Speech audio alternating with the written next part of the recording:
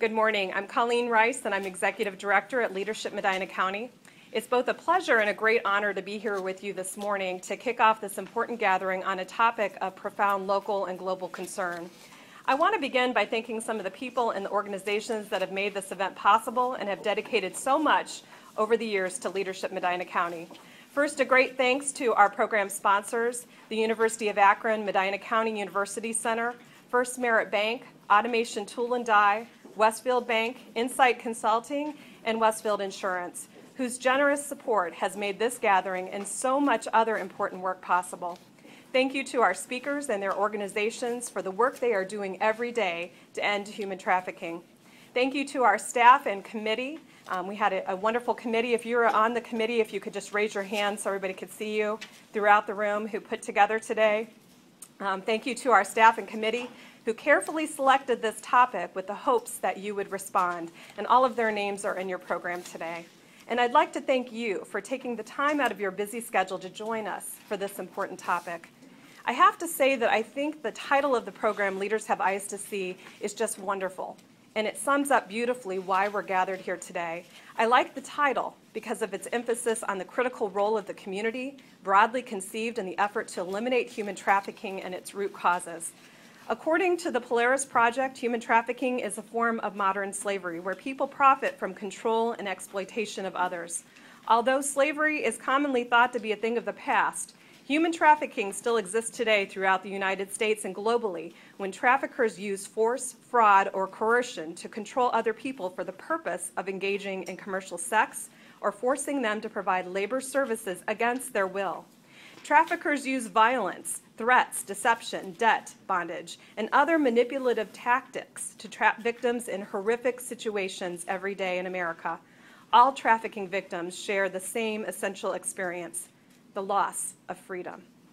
In the United States, sex trafficking commonly occurs in online escort services, residential brothels, brothels disguised as massage businesses or spas, and in street prostitution. Labor trafficking has been found in domestic servitude situations, as well as sales crews, large farms, restaurants, carnivals, and more. There are two primary factors driving the spread of human trafficking: high profits and low risk. Like drug and arms trafficking, human trafficking is a market-driven criminal industry that is based on the principles of supply and demand. Every year, traffickers generate billions of dollars in profits by victimizing millions of people around the world, including here in the United States. We indeed need to have eyes to see this crime against human dignity and the criminals who benefit from it. And we need to stop it by working together with a full arsenal of ideas, approaches, and tactics, which is what you all bring to the table today and what we're here to share today. At Leadership Medina County, we believe in the extraordinary capacity of communities to solve their own problems when they are empowered and equipped and educated to do so. In our work here in Medina County, we encourage leaders to be involved in community-based efforts, working alongside local partners to tackle root causes of issues. And I want to share with you a favorite inspiring quote that was first spoken in a very different time and place against a different form of injustice, but it still speaks to why we're here today, and it's from Robert Kennedy. Each time a man stands for an ideal, or acts to improve the lot of others, or strikes out against injustice, he sends a tiny ripple of hope, and crossing each other from a million different centers of energy and daring, those ripples build a current which can sweep down the mightiest walls of oppression and resistance. And that's what each of you represents: ripples of hope, forming a mighty current of change. Now sit back as we open our training with a short video put together by our committee about human trafficking.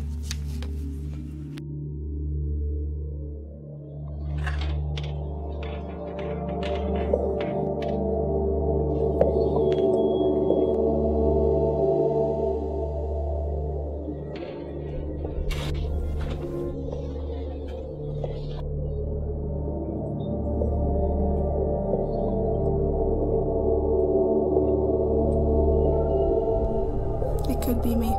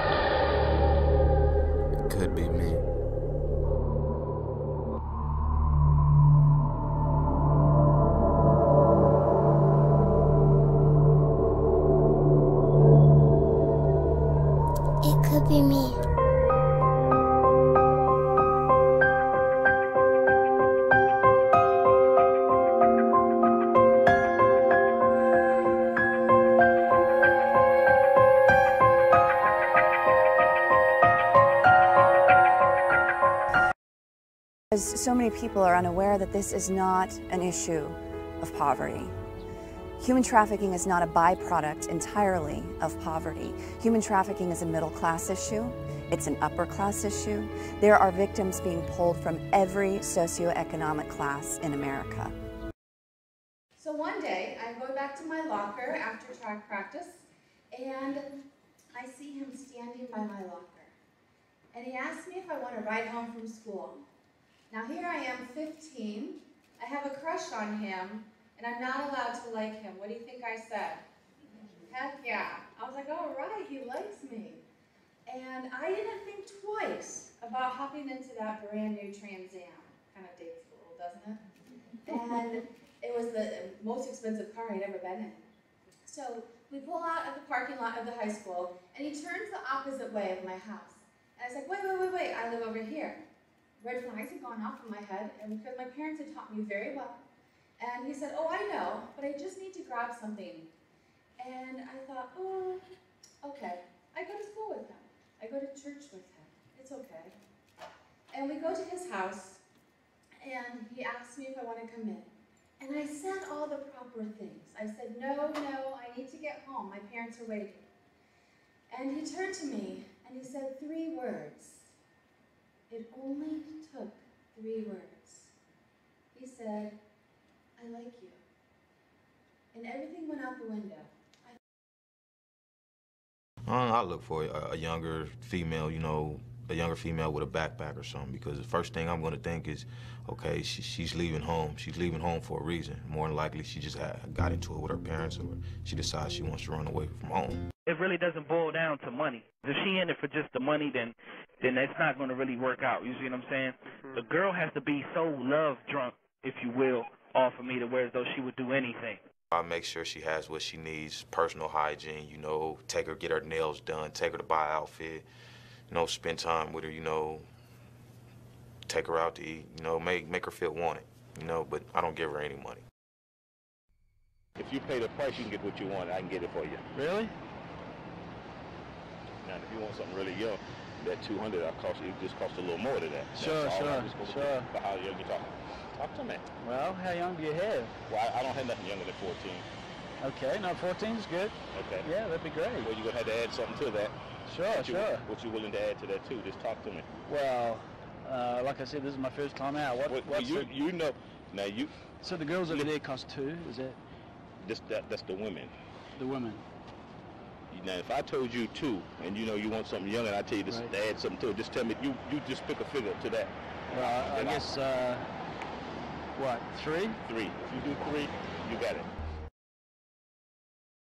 No longer posing for mugshots, today's photos commemorate a day of achievement, graduation day. The women of the Catch Court program. To know them will inspire you. These are amazing women. Women like Vanessa Cooper. I'm a full-time student at Columbus State.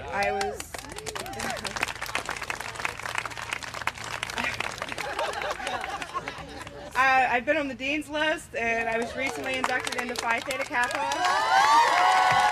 Jennifer Evans. I'm real proud of myself today. And I like myself today, and that's a huge thing. You know, before I was totally disgusted with myself. I mean, I prayed to God every day that God would take me, and even He didn't want me. Yvette Graham. I felt really privileged and blessed.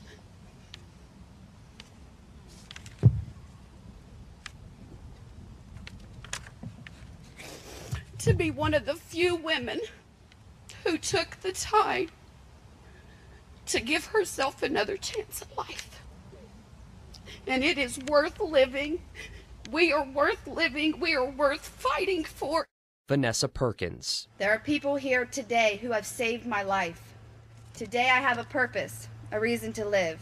Because today I'm a graduate of Catch, and that's just Along with a diploma and a photo album detailing their long journey. And I also hand them something else. I hand them a piece of paper that dismisses and seals all their convictions. It's like your debt's paid, you're free. And they love that. Some of what they receive can't be quantified or spelled out on any piece of paper. When you see that woman who's almost dead, been taken advantage of since she was 14 years old, sold into a gang, and then she becomes that, that's amazing. Herbert is convinced recognizing these women as victims, not criminals, providing support instead of just a jail sentence, is how you turn a victim into a survivor. They're going to college, they're getting valid driver's licenses, they're paying taxes, they're being reunited with their family, they're giving back to their community. That's what justice ought to be about. Coming to an RTA stop may not seem like the place you would think to go to talk about a human trafficking story, but stopping human trafficking may be as easy as riding the bus. Elyria man Jeremy Mack locked up for life, convicted of human trafficking, the sick, twisted crime of forcing 4 to have sex for money, including a 16-year-old. He kept them hooked on heroin. It takes your breath away. As astounding as it is, it's happening maybe more than you know. Last year, law enforcement in Ohio knew of 181 potential victims of human trafficking, 113 suspected traffickers, and 68 Johns or buyers. 17 potential victims were rescued, but there's still a really long way to go. We want to save lives. We want to save lives. To do that, the RTA jumped on the train to a solution, training workers and posting signs. The community can even get involved in watching for the signs of sex trafficking. There's an easy iWatch app that the Transit Authority has right in the palm of your hands. If you see something suspicious, you can report it right through the app. People ignore the signs. So here's what you should look out for. Does the person appear disconnected from social groups? Is the person disoriented, confused, or showing signs of abuse? Does the person have bruises in various stages of healing? Is the person fearful, timid, or submissive? Does the person seem deprived of food, water, sleep, or medical care? Saving a life may be as easy as riding the train. Another reason, Russ, for you to pay attention to those signs. Listen to this statistic. More than 1,000 minors just in Ohio have been forced into selling sex. For us to slough off or think it's not our responsibility is really an abdication of our responsibility as a nation and as a citizen. It's now my pleasure to go ahead with the fourth program here and introduce you to our keynote speaker. This is Chelsea Rice, and she is the Assistant U.S. State's Attorney in the Criminal Division of the U.S. Attorney's Office for the Northern District of Ohio, where she is assigned to the National Security, Human Rights, and Organized Crime Unit. Ms. Rice prosecutes a variety of civil rights matters, including human trafficking and the color of law violations.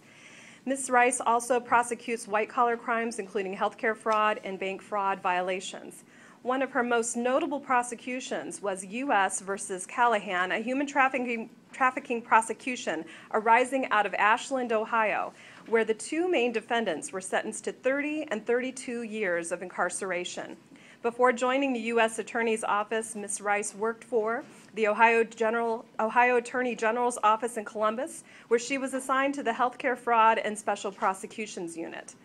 Ms. Rice also worked for several years as a litigation associate for the law firm of Oberkaler in Washington, D.C., where she handled numerous white-collar defense matters. Ms. Rice received her B.S. in psychology and political science from Santa Clara University and her J.D. from The Ohio State University. Please help me welcome Ms. Chelsea Rice.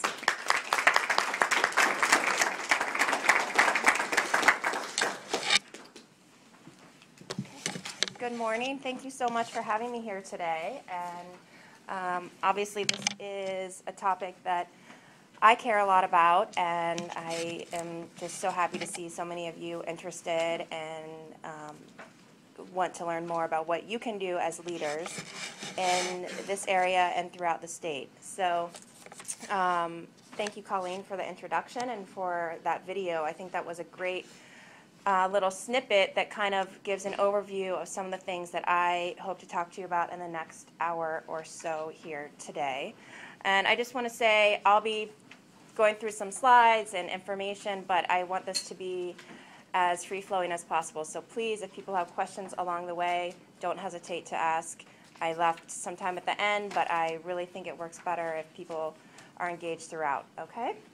So just a brief outline of what I'd like to talk to you about for the next hour. Just starting out with a little bit of background about what, at least from the perspective of prosecution and law enforcement, we view to be human trafficking. And then along those lines, some of the myths and misconceptions as to what is human trafficking and who is affected by it. And you've already seen a little bit of that in the video, where it started out by saying it could be me, because it really could be a wide variety of individuals. Then I'm going to give you a brief legal overview of what some of the federal laws are that we have options to prosecute human trafficking offenses under, and then some of the state of Ohio laws.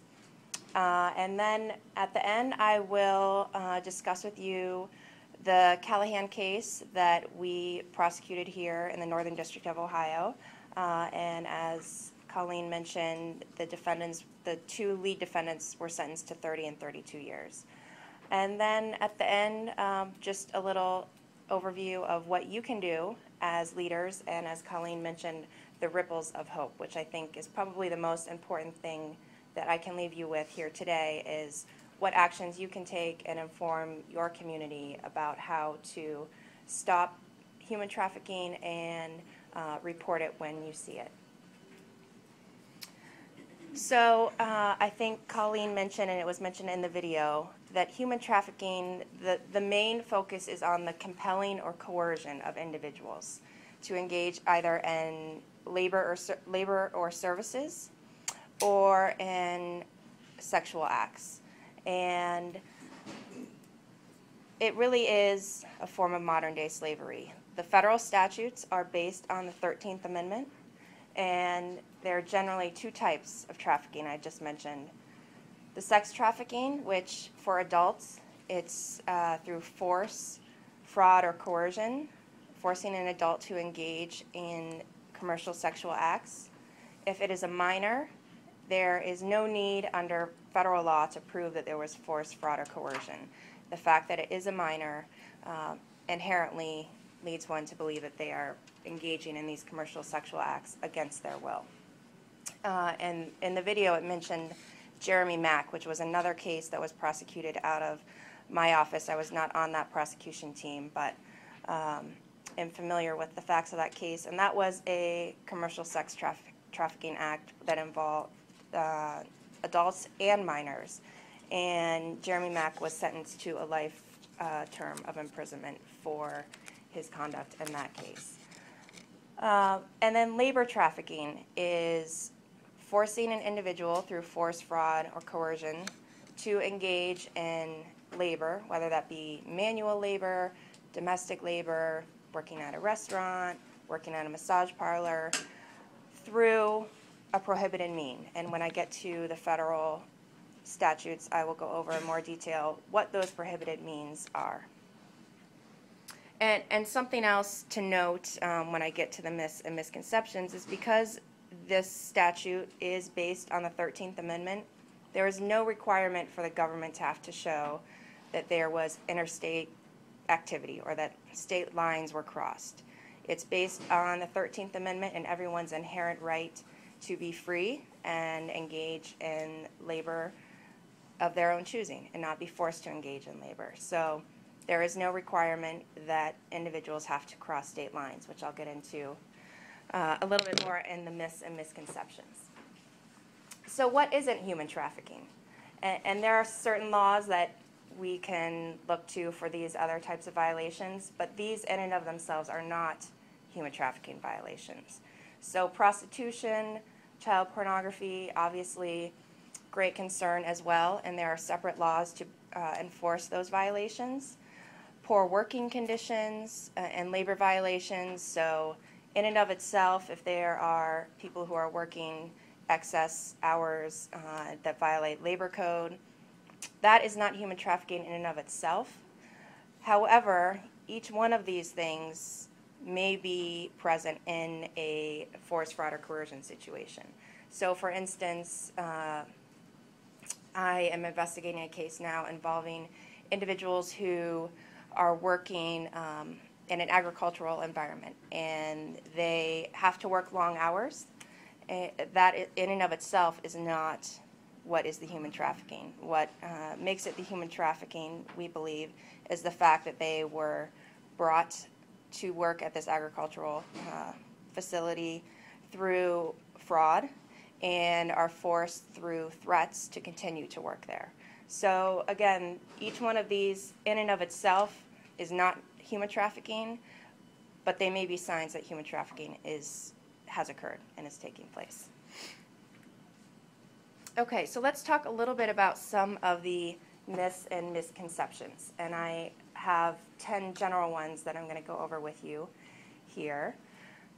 And the first one is, I don't think it's going to be a surprise for any of you here today. By your presence, you recognize that this is a current issue and a current crisis. And these are just some of the different numbers that various NGOs, non-governmental organizations who help combat human trafficking and spread awareness have come up with recently. So the most recent one, 35.8 million individuals worldwide. And you heard on the video the numbers just in Ohio, which I'll get to later, but it is happening here. It's happening down the road in Ashland, in Cleveland. So this certainly is something that is a crisis, and which it makes it even more pleasing to me to see so many of you here today who are aware of this issue and ready to help fight it. Colleen mentioned in her introduction that this is a crime that is low risk, high reward. And the thing about human trafficking is it's not about hate, it's not a hate crime, about bias, about anger. It really comes down to greed and money. And as a prosecutor, when I am trying to think about how I'm going to present a case to a jury, I try to always come back to what's wrong when we're young, what are we taught is wrong? Lying, cheating, and stealing. And this is really a crime that you're using human beings in order to lie and cheat and steal. And so it's about money. And the perpetrators exploit their victims to benefit themselves, whether through personal services, money, other financial gains. And when I talked to you about the Callahan case, that involved all sorts of different personal benefits. It was money in the form of the victim's government benefits, it was house cleaning, domestic service, and even so far as exploiting the victim to feed their drug addiction to oxycodone. So traffickers don't discriminate because it's not a crime based on bias or anger or dislike of a certain group. It's who's going to be the best victim to profit me the most. There's also been some misunderstandings that trafficking can only be of foreign nationals or illegal immigrants. And I think all of you here today recognize that that is certainly not the case. There are a number of U.S. citizens, people living in Ohio, who are human trafficking victims.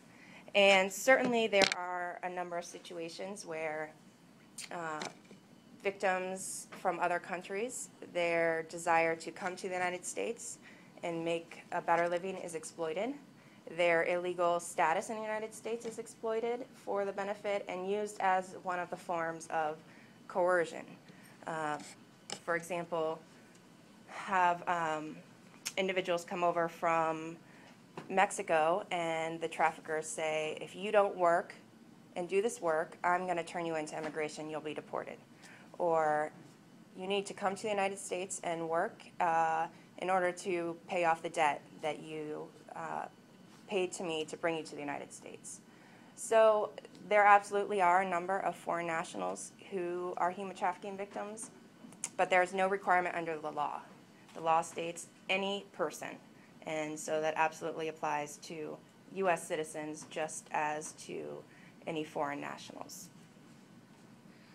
And this is a map I took from Polaris Project, which is one of the most prominent NGOs, non-government organizations, that helps collect statistics and spread awareness about human trafficking. And in the list of the states and with the most reports of potential human trafficking, Ohio is in the top 10.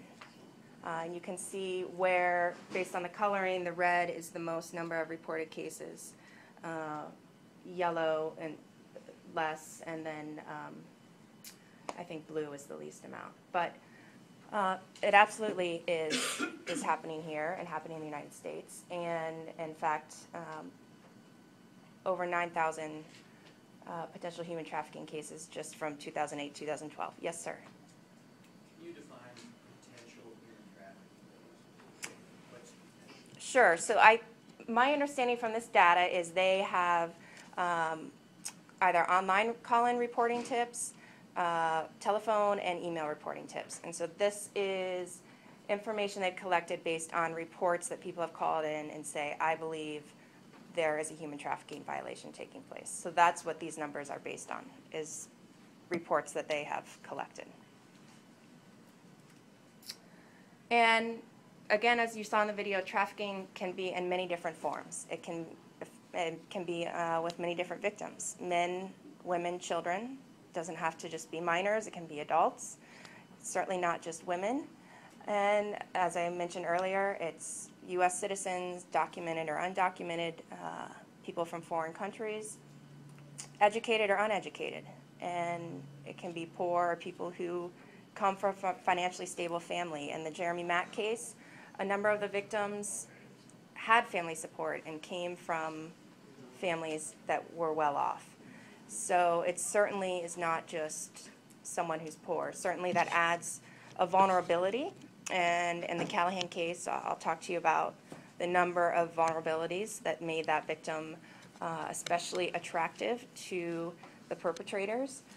But there's no limit as to who it could affect.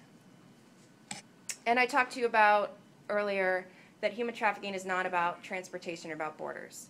So there's separate offenses under federal law for smuggling and harboring. And those are really based in protecting the integrity of the United States borders. Human trafficking, the focus is on the victims and on the compelling the labor and services of an individual through force, fraud, or coercion. It's against the victim's human rights, whereas the smuggling and harboring is, like I said, against the integrity of the border. And someone I talked to who also does human trafficking cases said that a good way to think about it is you can take a photo of smuggling. I'm sure all seen the photos of people in the back of trunks of cars coming across the border, but you cannot take a picture of coercion. Coercion is something that is done over time that is not always visible in the same way that smuggling is. And again, there may be connection between the two of them. There certainly may be situations where individuals are smuggled into the United States and then through force, fraud, and coercion end up being human trafficking victims, that once they're here, they're told, you need to work, you need to do these services, or I'm going to hurt your family back in the country you came from, I'm going to report you to immigration and have you deported. So another myth that I often hear about, and when we were investigating and preparing for the Callahan case, when I would talk to family members about it, and they would say, well, what was this woman locked up? Was she chained up? And no, there were times that she was physically restrained, but there is no requirement that there be chains or locks or any kind of physical restraints, because this crime is about coercion and fraud. And so it's invisible chains and invisible restraints. And the thing about this crime is that the traffickers have such great powers of manipulation that these victims are too scared to leave, too scared to report what's happening to them because of the threats that have been made.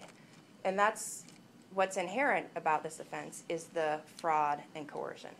So the fact that there are not actual chains and locks shows you just how powerful these threats of force and manipulation can be.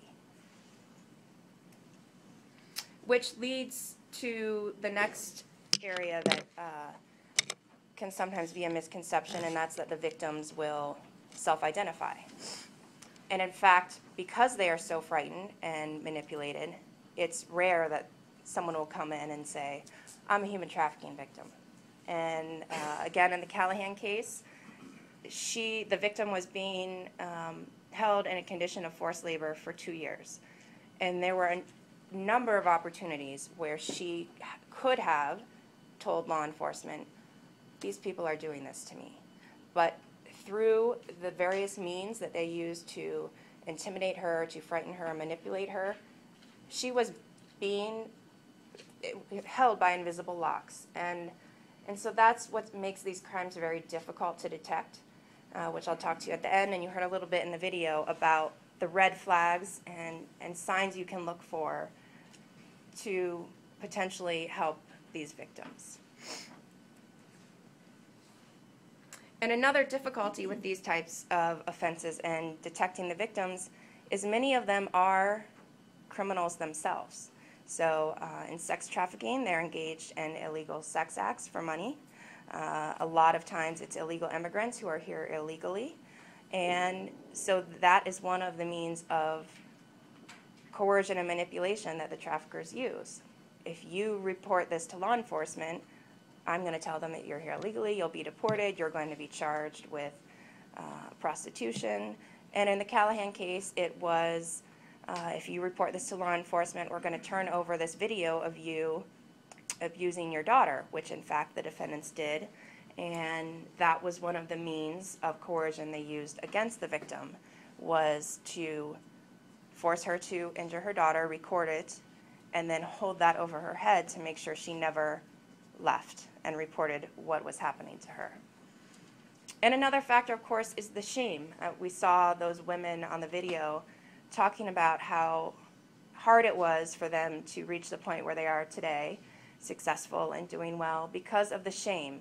Certainly, I'm going to guess none of these victims, when they are in the state of being trafficking victims, are in a place where they feel good about themselves. And a lot of it is it must be my fault I let this happen to me.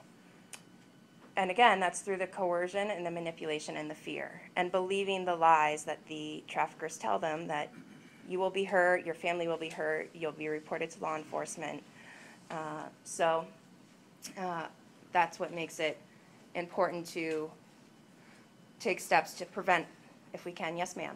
So I imagine that makes it really difficult to prosecute these cases, that particular. Right. So and I'll get into that later, but it does take a lot of work with the victims.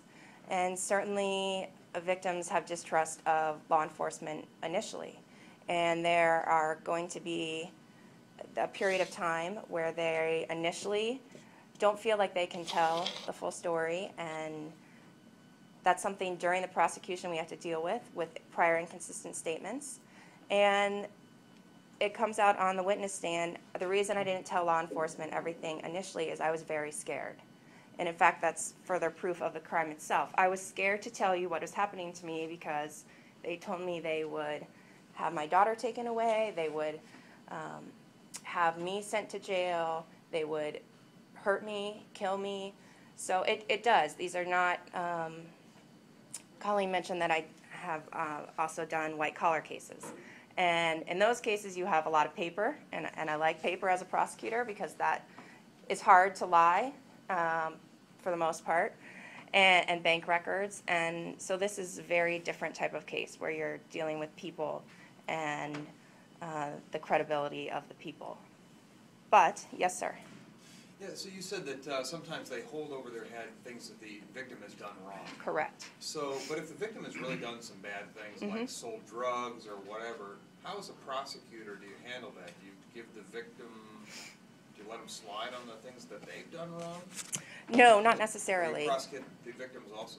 Well, so as a federal prosecutor, if it involved like lower level drug offenses, that isn't something we would necessarily do. And just speaking from experience in the Callahan case, she was prosecuted by the state for child endangering, and she actually served 8 months in prison. And that was separate and apart from our prosecution of the human trafficking.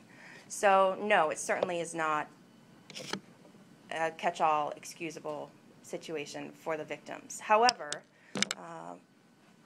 you have to look at, did the victims act willfully and knowingly when they were committing these crimes, or was it part of the human trafficking scheme?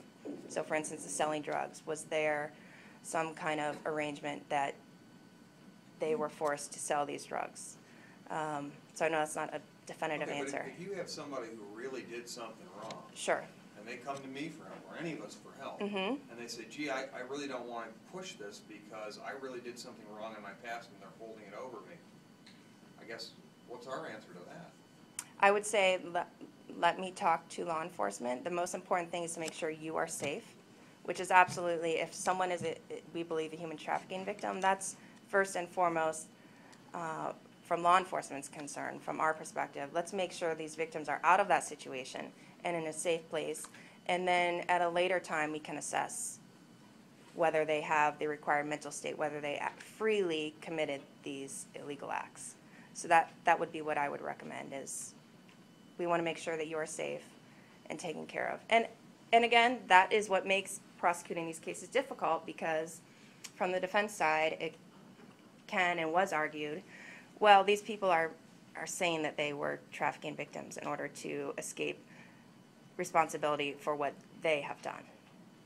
And that's why, from a prosecutor's standpoint, it's very important to have witnesses who are not affiliated with the victim and the defendants, who are basically innocent, uninvolved bystanders, people who saw the victim at the store on a daily basis, the cable guy who came to the house and observed what was happening, people from social services agencies who were able to observe and report what they observed. And then from a law enforcement standpoint, you need to assess what is the liability for the victims. I know in the Jeremy Mack case, the sex trafficking case, I do not believe those victims were charged with prostitution.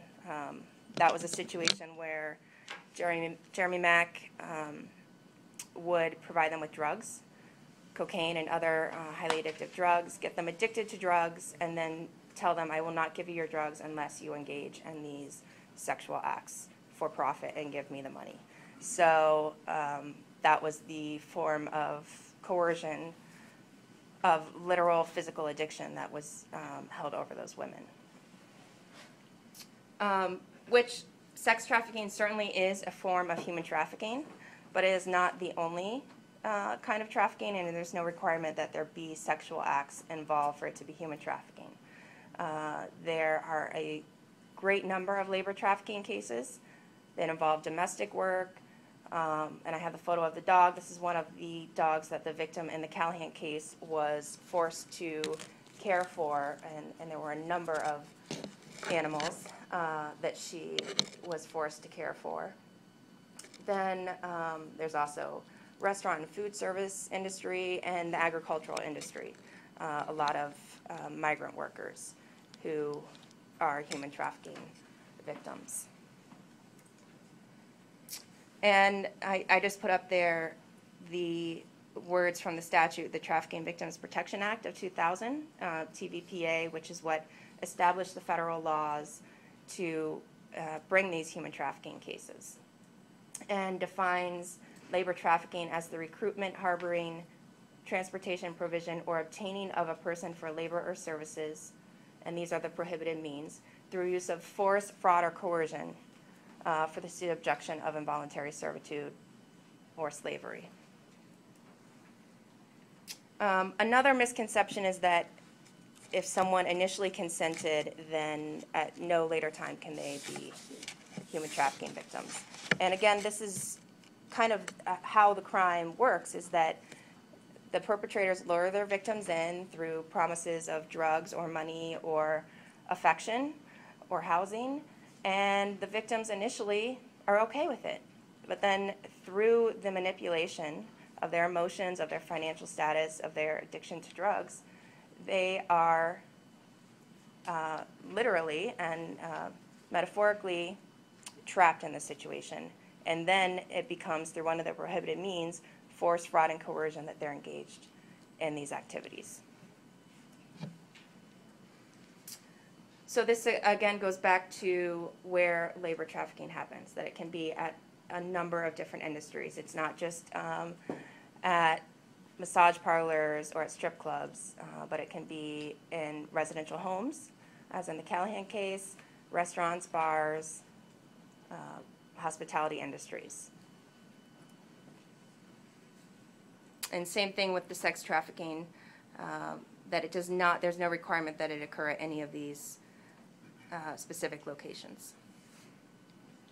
So the last thing I wanted to talk about as far as the myths and misconceptions, and this goes back to the numbers from Polaris Project and the National Human Trafficking Resource Center, and that's that it doesn't happen here in Ohio.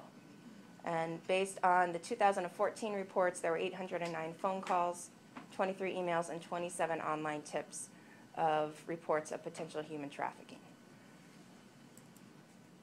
And this is an overview of the state of Ohio from showing where the reports in 2014 appeared. And you can see that a great number of them were in the Northeast Ohio, in this area where we are here. And this is the house in Ashland, Ohio, 509 West Main Street, where Jordy Callahan and Jessica Hunt, along with their two co-defendants, held the victim for 2 years in forced labor. Yes, sir? Chelsea, of the number of reported cases, how many actually get prosecuted in the Northern District? And do you know the numbers on the state side? How many get prosecuted by the state? I can't speak to the state side. I don't know. I can tell you in our office, we have had, in the last 2 years, about 4 human trafficking prosecutions, and those involve multiple defendants. So I can't speak to the state side. I don't know. I know in our office, it's obviously a very high burden to prove beyond a reasonable doubt. And so that's something when we're looking at a case, and these are cases that we work with local law enforcement, the FBI, Homeland Security, from as early on as possible, because they involve extensive witness interviews, victim interviews, and a lot of involvement on all sides of law enforcement. So when we're proceeding in these investigations, we are thinking about, well, first of all, is this going to be the right result for the victim and for this case, or is it better handled on the state side? If it is something on the federal level that we should proceed with, is it something that we're going to put this victim through a potential trial if we can't prove beyond a reasonable doubt? So these obviously aren't cases that we are going to be making quick decisions on how we proceed, and they take a long time to develop. I can tell you we started investigating the Callahan case in April of 2013, and that actually moved pretty quickly due to situations with the victim. But we had the trial in February of 2014. But they can take a year, 2 years to investigate. So I won't go into too much detail about the laws here, because I know I only have about half an hour left. But the primary statutes we use on the federal side are forced labor, which is Title 18 United States Code Section 1589, and the sex trafficking statute, which is Section 1591 of Title 18. And there's basically 3 groups of statutes: the involuntary servitude crimes, which are the forced labor type of crimes, the Trafficking Victims Protection Act crimes, which is what Congress enacted when they passed the TVPA in 2000. And then in 2008, there was a reauthorization of the Trafficking Victims Protection Act, which expanded some of these statutes and it added some additional crimes of obstruction or benefiting financially.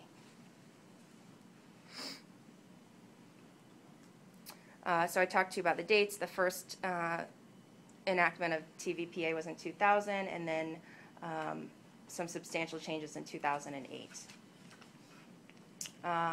Peonage is one of the older original statutes of involuntary servitude, Section 1581. That one is not used as much now that we have the TVPA statute, so I'll skip over that. That did initially hold physical force or restraint or threats of physical force or restraint are illegal means to obtain labor. And this just lists some of the reasons why the TVPA was passed. There was a Supreme Court case, Kosminski, that raised concerns about how the trafficking statutes could be applied to what victims. And so Congress wanted to make clear that there are subtle methods of force, fraud, and coercion that can force someone to engage in services or labor against their will.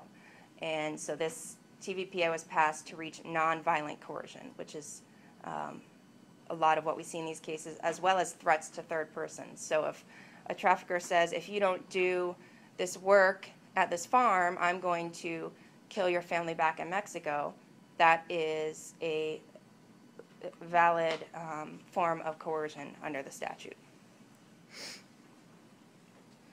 And this just explains why the TVPA from law enforcement standpoint was very beneficial, and from a victim standpoint, it expands their protections and the kind of relief they can obtain. So 1589 is the primary forced labor statute, and that's what was charged and defendants were convicted of in the Callahan case. And that is providing, it's illegal to provide or obtain the labor or services of a person through one of the prohibited means, and to do so knowingly. And so there are 4 different prohibited means. First, through force, threats of force, physical restraint, or threats of physical restraint against any person. The second is serious harm or threats of serious harm, again, to any person. The third is abuse or threatened abuse of law or legal process, and I'll explain that in a minute. And then the fourth is any scheme, plan, or pattern intended to cause fear of serious harm in any person. So this, again, involves non-violent forms of coercion. There certainly can be violence in addition, and there was violence in the Callahan case, but it also includes threats to family members, third persons. And the abuse of legal process, that was not as prevalent in the Callahan case, although it was used to some extent. But that's basically saying, if you don't do this work, I am going to report you to Immigration Services, or you're going to be convicted of this crime if you don't do what I'm ordering you to do. So that's manipulating the victim's lack of understanding of the law and the legal process to benefit the perpetrator.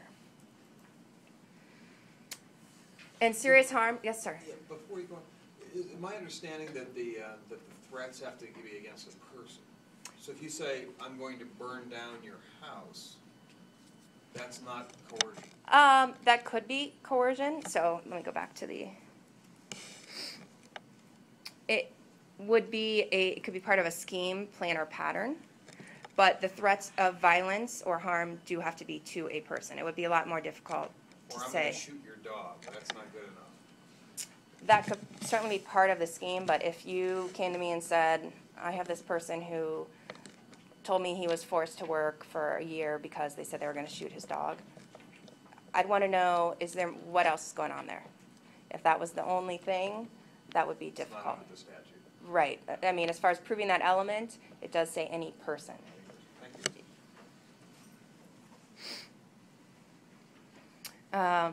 you. But something I guess I should point out now, if a case goes to trial and the jury gets instructions from the court, one of the key provisions is that when looking at the evidence, you are to view it from the perspective of the victim.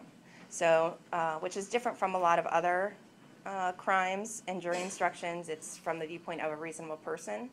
And under the TVPA, it is very much a victim-centered approach, because the vulnerabilities of these victims is what has caused them to become victims.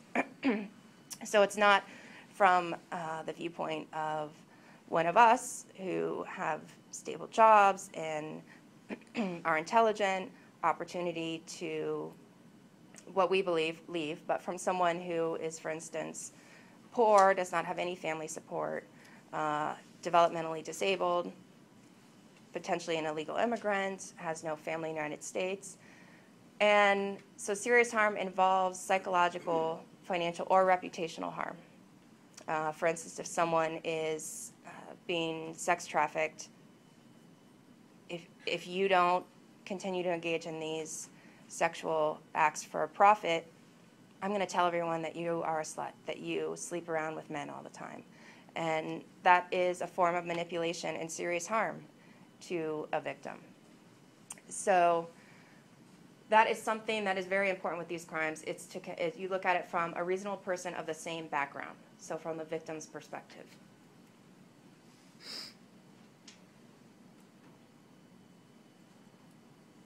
And then I mentioned about scheme, plan, or pattern. And that's where defendants can instill fear without overt threats. So manipulation of debts. Someone paid $10,000 to a coyote to come to the United States, and they're told they have to work on a farm and pay off that $10,000. Yet that debt never goes away. Or they are paid only $100 a month of that debt and told they have to continue to pay off this debt or their family's land in Mexico will be taken.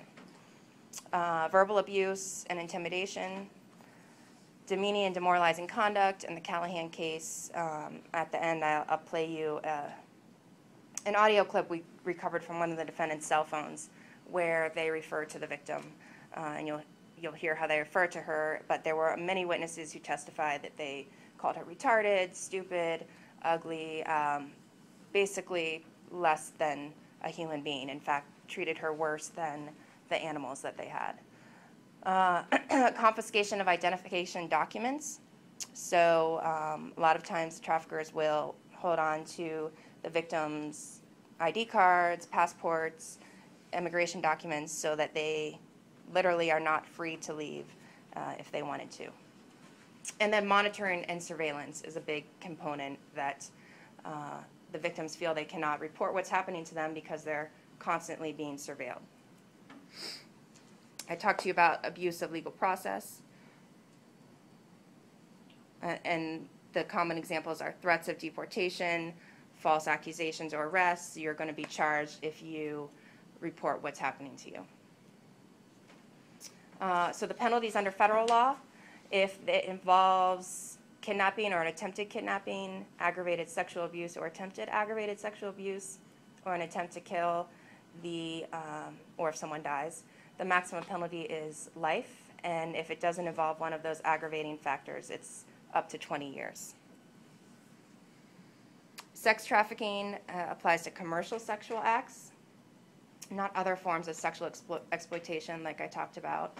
And coercion is the same definition as in the forced labor statute. The elements here are similar, that the defendant acted knowingly to recruit, entice, harbor, or obtain a person or benefit financially from a person engaging in a commercial sex act. And the difference here is there has to be an interstate commerce element. I mentioned earlier the difference between whether it's minors or adults. If it's a minor, it's presumed that it was compelled. If it's an adult, there has to be additional evidence that there were threats of force or coercion or manipulation.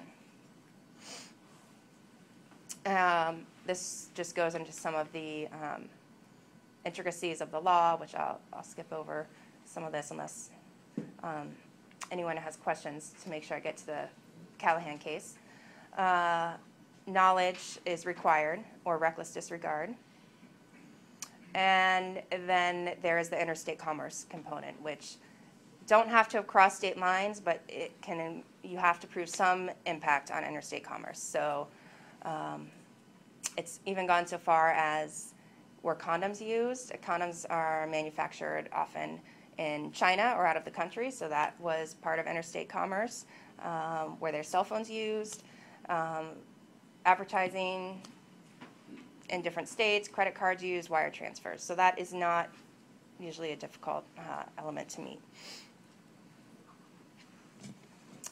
Definition of sex act is some physical contact. And again, it wouldn't be something that we would prosecute if, well, it was a handshake or a hug. I mean, that's pretty clear when we're investigating what would be improper sexual contact.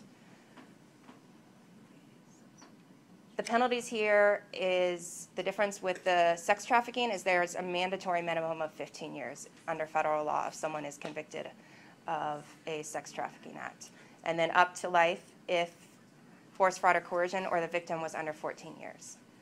And then if the victim was 14 to 18 years of life, even without force, fraud, or coercion, there's a mandatory minimum of 10 years imprisonment.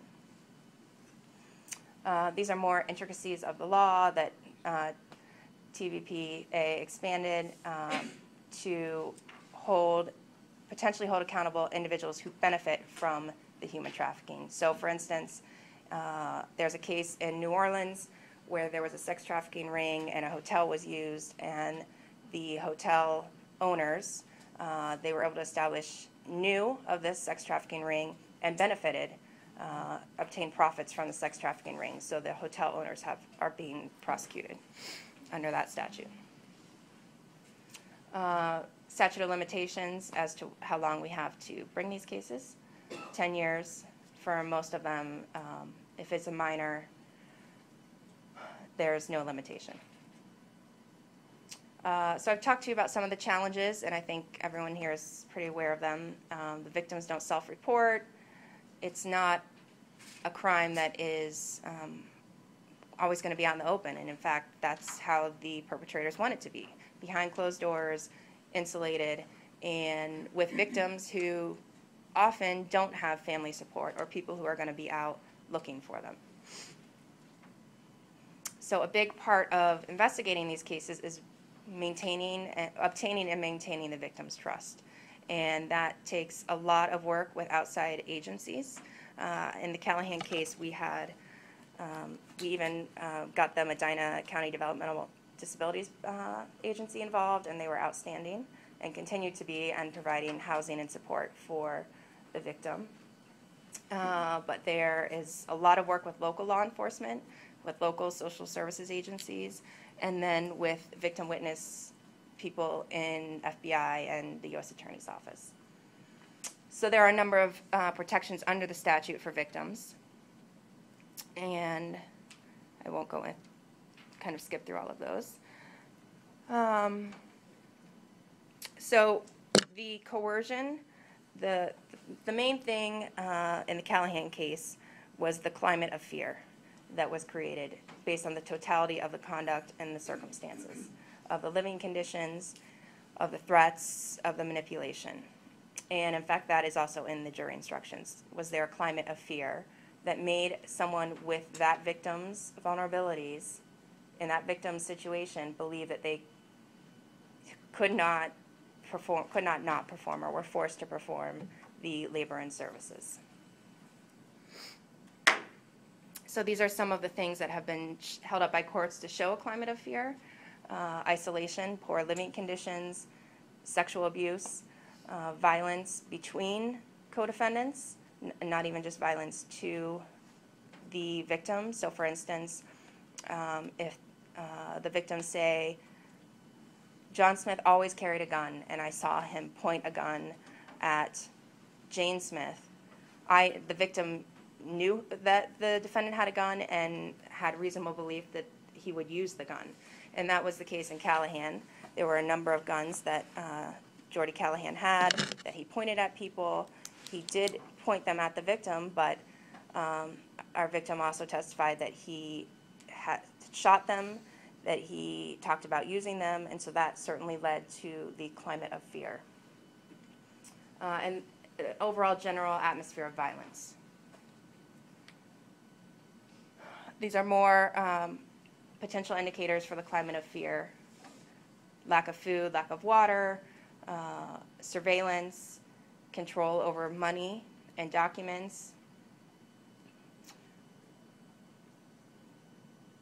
rules, which is something in Callahan, our victim talked about. There were rules for the children of Jessica Hunt, and then there were rules for her and her daughter. And the rules for her and her daughter were that if she didn't clean up and take care of the dogs and go to the store and buy things for them, she wouldn't get any food at the end of the day, or she would get hit.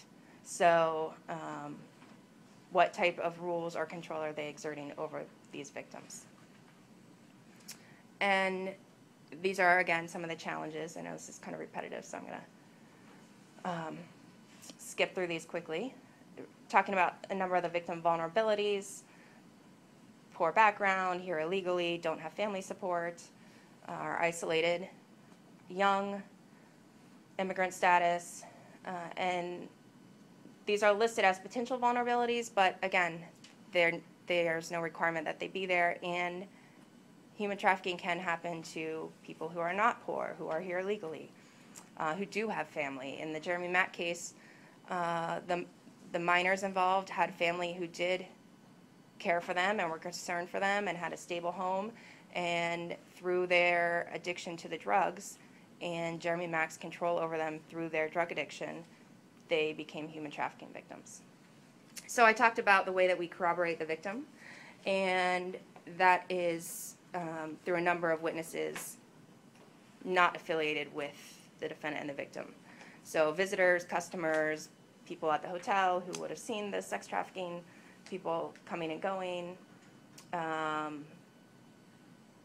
cable guy, people at the store who saw the victim, and then physical evidence. In Callahan, we had cell phone evidence. We had some phone records. We had other medical records from the victim showing the number of times she was injured and brought to the emergency room to obtain oxycodone for the defendants. And in sex trafficking cases, there could be advertisements, photographs, postings on Backpage or other internet sites advertising these women for sex trafficking potential. This is more with international investigations, and then I talked to you about some of the defenses. One of them that we heard in Callahan was, this was just kind of the way these people lived. This wasn't a crime. They were this way to everyone.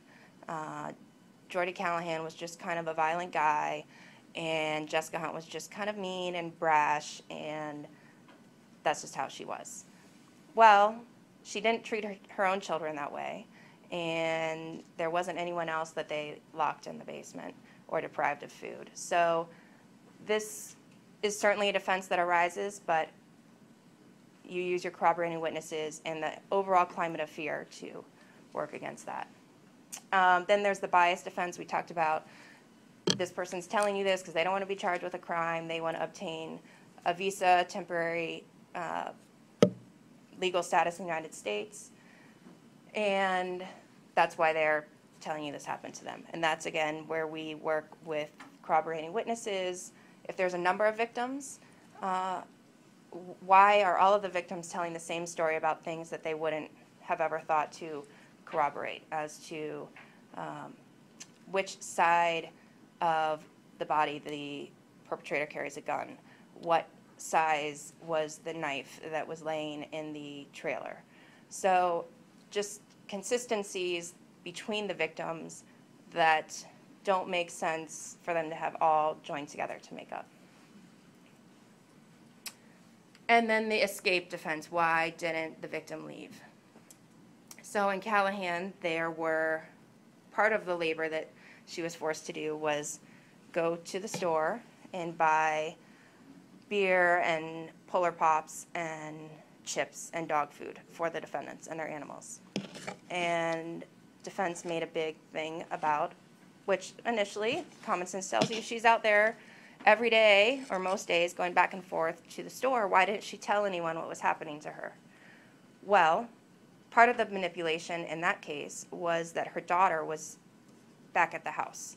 And they never let her leave the house without her daughter, or with her daughter, I'm sorry. So that was a large part of the manipulation, was they were holding her daughter back at the house. The second part was the climate of fear and the threats that were told to her: if you tell anyone what's happening, you're going to be hurt, your daughter will be hurt.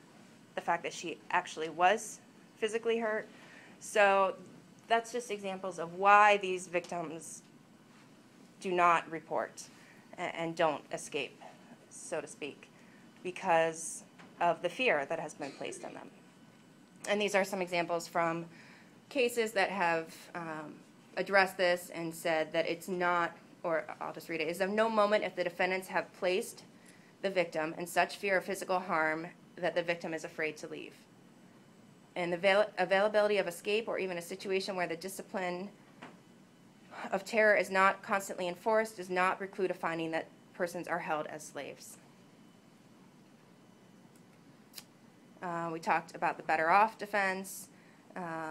These are some more defenses, and I know we're running short on time, so I'm going to skip ahead. I just put up a few slides about Ohio's human trafficking laws, and again, I am not as familiar with Ohio's human trafficking laws as the federal statutes, but it is important to know that Ohio does have human trafficking statutes, and there are options under state law as well as federal law to bring these types of charges.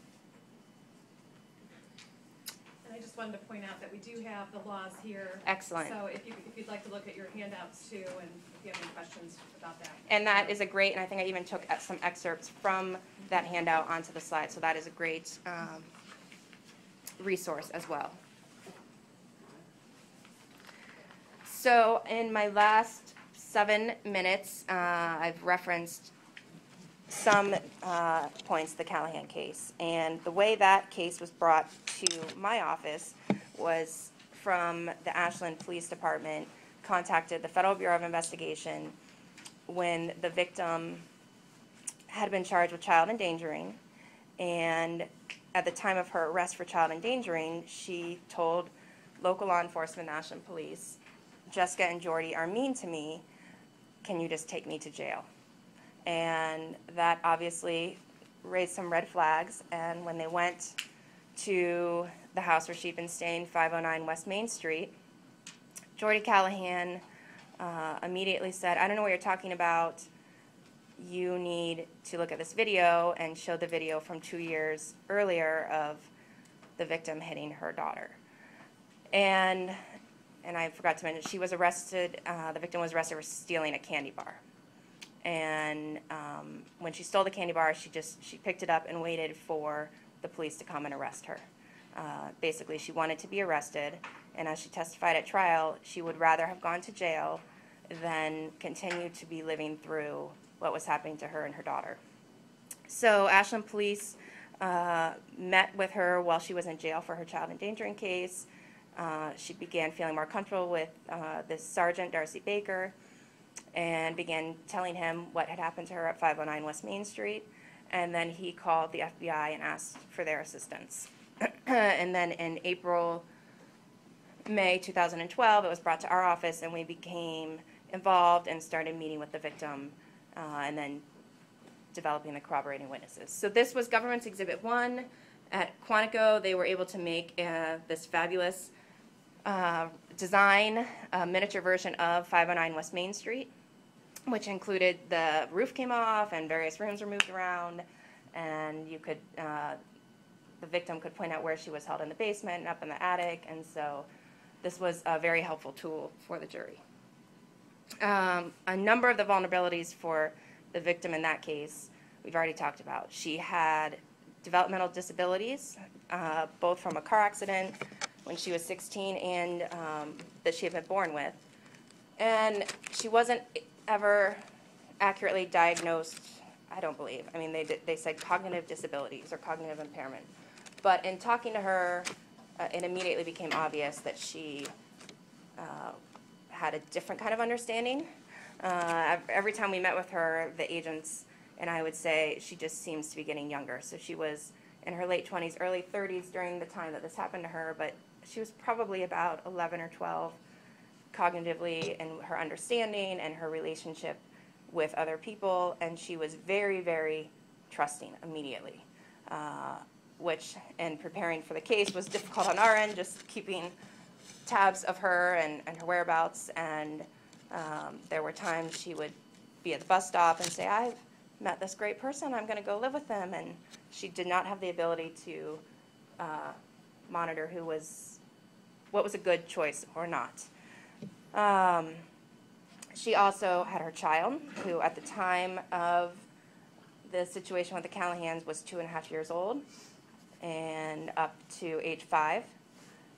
She was poor. She literally was homeless. Her mother did live in Ashland, but her mother had repeatedly told her, there's no room for you to stay here. You cannot stay with me. Her father was out of her life, and so she didn't have anywhere to go. And so when Jordy Callahan and Jessica Hunt said, you can come stay with us, that seemed like a pretty good opportunity for her. Excuse me. Yes. What happened to her while you were prosecuting this case? She stayed at various nonprofit agencies. So she was at a domestic violence shelter for a while, and then she was with a group home. And now she's been found a home through Medina County Developmental Disabilities Agency. So I indicated that when she was arrested for stealing the candy bar in October of 2012, she stated that they were mean to her and she'd rather go to jail than go back there. And she told them, I don't feel like I can take good care of my daughter. I need someone to go get my daughter and help her. And this is a picture of her daughter at the time that her daughter was rescued. She's 5 years old here, and I don't have the measurements, but she was 5 years old and weighed 24 pounds. And I have a daughter who's 20 months, and she weighs more than 24 pounds. So you can imagine that she was very small. And there were other photos that I won't share, but are quite disturbing as to the condition of her skin, and you could see her ribs, and she was in very bad condition. I'll fast forward a minute just to let you know that her child is doing excellent. She is with a foster family she's been with since probably beginning 2014, and they are working to adopt her, and she's just doing excellent. So that is something that we feel very happy that the little girl and her mother are both doing well. So when this is kind of an outline as how the case worked. Ashland Police Department became involved. They reached out to the FBI. FBI brought the case to our office. And what we learned through the investigation is that the way Jordy Callahan and Jessica Hunt lured the adult victim in is they told her they were going to help her. They were going to give her a place to live. They would be roommates. They'd help take care of her government benefits and her Social Security money. And what happened over time is that she didn't have access to her own funds. They took her Social Security money and government benefits and kept control of them. They initially let her sleep upstairs, then forced her to sleep down in the basement, which they would lock at night. And I'll show you pictures of the basement in a minute. And she was forced to take care of their numerous pit bulls and snakes, clean up their house to the extent that you can refer to it as being clean. And at times, Jessica Hunt, Jordy Callahan, along with the two co-defendants, Desiree Silsby and DJ Brown, would actually physically injure the adult victim in order to take her to the emergency room, have her get oxycodone, and then turn over the oxycodone to them, which they were addicted to. So this is the basement, some photos of the basement where she was forced to sleep with her daughter, and there was no heat, no lights. And again, she only got food and water for her and her daughter at the end of the day, and only if she did the required labor. At one point, the adult victim did sneak out of the basement and escape to her mother's house with her daughter. And the defendants went back out to her mother's house to get her. And again, her vulnerabilities were that she was easily trusting, and she really wanted to be loved. Her mother certainly was not able to give that to her. And so one of the co-defendants, DJ Brown, said to her, if you come back, I'll take care of you. We'll be in a relationship. It will be different. And so she was brought back to the house, and at this point then they had her in an upstairs bedroom, which they locked, and there were, the windows were screwed shut, and there was a rope tied on the outside of the door. There were a number of guns in the house, and at times Jordy Callahan would interrogate the adult victim when she took too long going to the store. Who did you talk to? Have you told anyone about what's happening to you? And even pointed the gun at her daughter. So these are the windows, and then doors with multiple locks. Constant monitoring and surveillance. And the coercion involved threats to her, her daughter, forcing her to hit her daughter and telling her, if you don't hit her, it's going to be a lot worse when we have to do it. So this is some of the labor they had her do: dishes, laundry, cleaning up the yard, carrying wood, and other things outside, caring for their animals, going to the store, and then even to the extent of slamming her hand with rocks and in the door to go to the emergency room and obtain prescription pain pills, which she never actually got to take. And then the biggest thing was the videos of her harming her daughter. This is here. At one point, they even had her go to Walmart and told her what things to steal. And the adult victim took one thing for herself, and it was a pair of shoes, because she didn't have any shoes. And we had witnesses from the local convenience store who testified that they saw her coming in the winter without any shoes.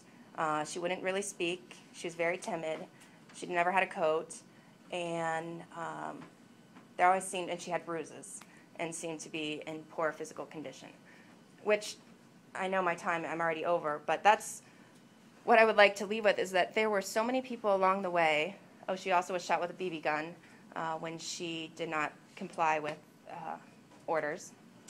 And these are snippets from the abuse videos, x-rays of her hand, and this is a clip from, let me make sure my...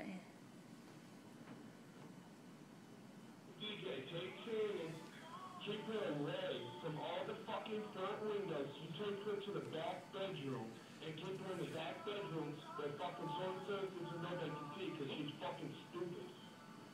So that was Jordy Callahan recording he left for the co-defendant DJ Brown about keeping the adult victim hidden. Hey, I don't know what motherfucking part of do not let Shannon walk the fuck off by herself. People don't understand. But let me put it out to you like this. She is a fucking snitch. Every chance she gets, she fucking snitches. Now when fucking somebody fucking says do it like this, it means do it like that. I don't understand. Another recording from Jordy Callahan. This is when we got the guilty verdict. We called the adult victim, Shannon, and told her, and her first reaction was, so they won't be able to hurt anyone else in Ashland again.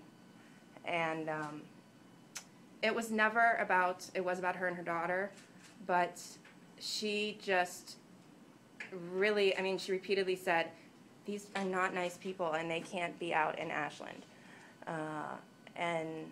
It was just very telling that that was her first response. So the sentences for Jessica Hunt, 32 years incarceration, Jordy Callahan, 30 years. The co-defendants who are much more minimally involved, 5 years for Daniel Brown and almost 4 years for Desiree Silsby. And this is, last summer we went to visit Shannon where she was staying. She's in the front in the Lovett shirt, and she's just doing so much better, and wanted to share that with all of you. So these are just some of the various resources we used to support the victim and help with the case. And I think you have some handouts that outline some of these, which leaves me with how can you help? And that is, if you see something that's not right, if you see someone walking in the winter without shoes or with bruises on their body, tell someone.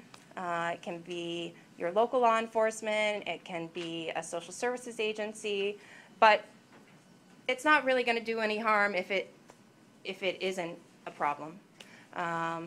If it is a problem, then you may have saved someone a year or 2 years of living in a cold basement. And so part of this is the red flags that they talked about in the video and just asking questions. A lot of the things with Shannon, I think if people had inquired and just reached out a little bit more, that some of this could have been prevented or stopped sooner.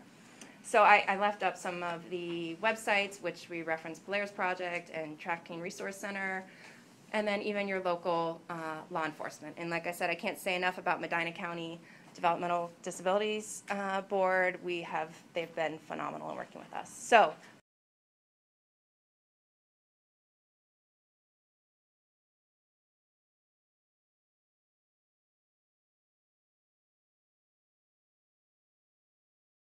Welcome back, everybody. We're glad to see everyone here today. It's nice to see such a big group that we have. One of the problems, of course, is that there are so many of you that some of you are so far back here I can hardly hide. Now you're way back there. So, what I have noted in presentations that I've been to is that the ones that are the most dynamic, and I feel people get the most out of, is when we get a certain amount of participation. Obviously, we have a lot of people here, so everybody may not be able to speak up, but I hope that you will try to do that because we want this to be an interactive forum here for the next hour or so. So we've got a panel of people here, and what I just want to indicate is that Leadership Medina County has tried to, over the past 2 years, do sort of a new thing, which is the Idea Incubator. That's what I think of it as. And that is to take an issue that is either a pressing issue for Medina County, or maybe an issue we don't hear about so much, like this one, and to try to explore it.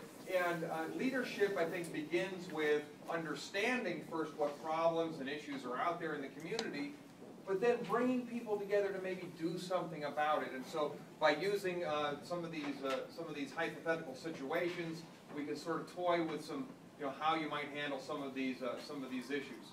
We've got a terrific panel here, and rather than me reading off what they've done and who they are, I'd just like each one of you to stand up just for a moment and tell your name and a little bit of your background, and we'll start with the person we already know pretty well.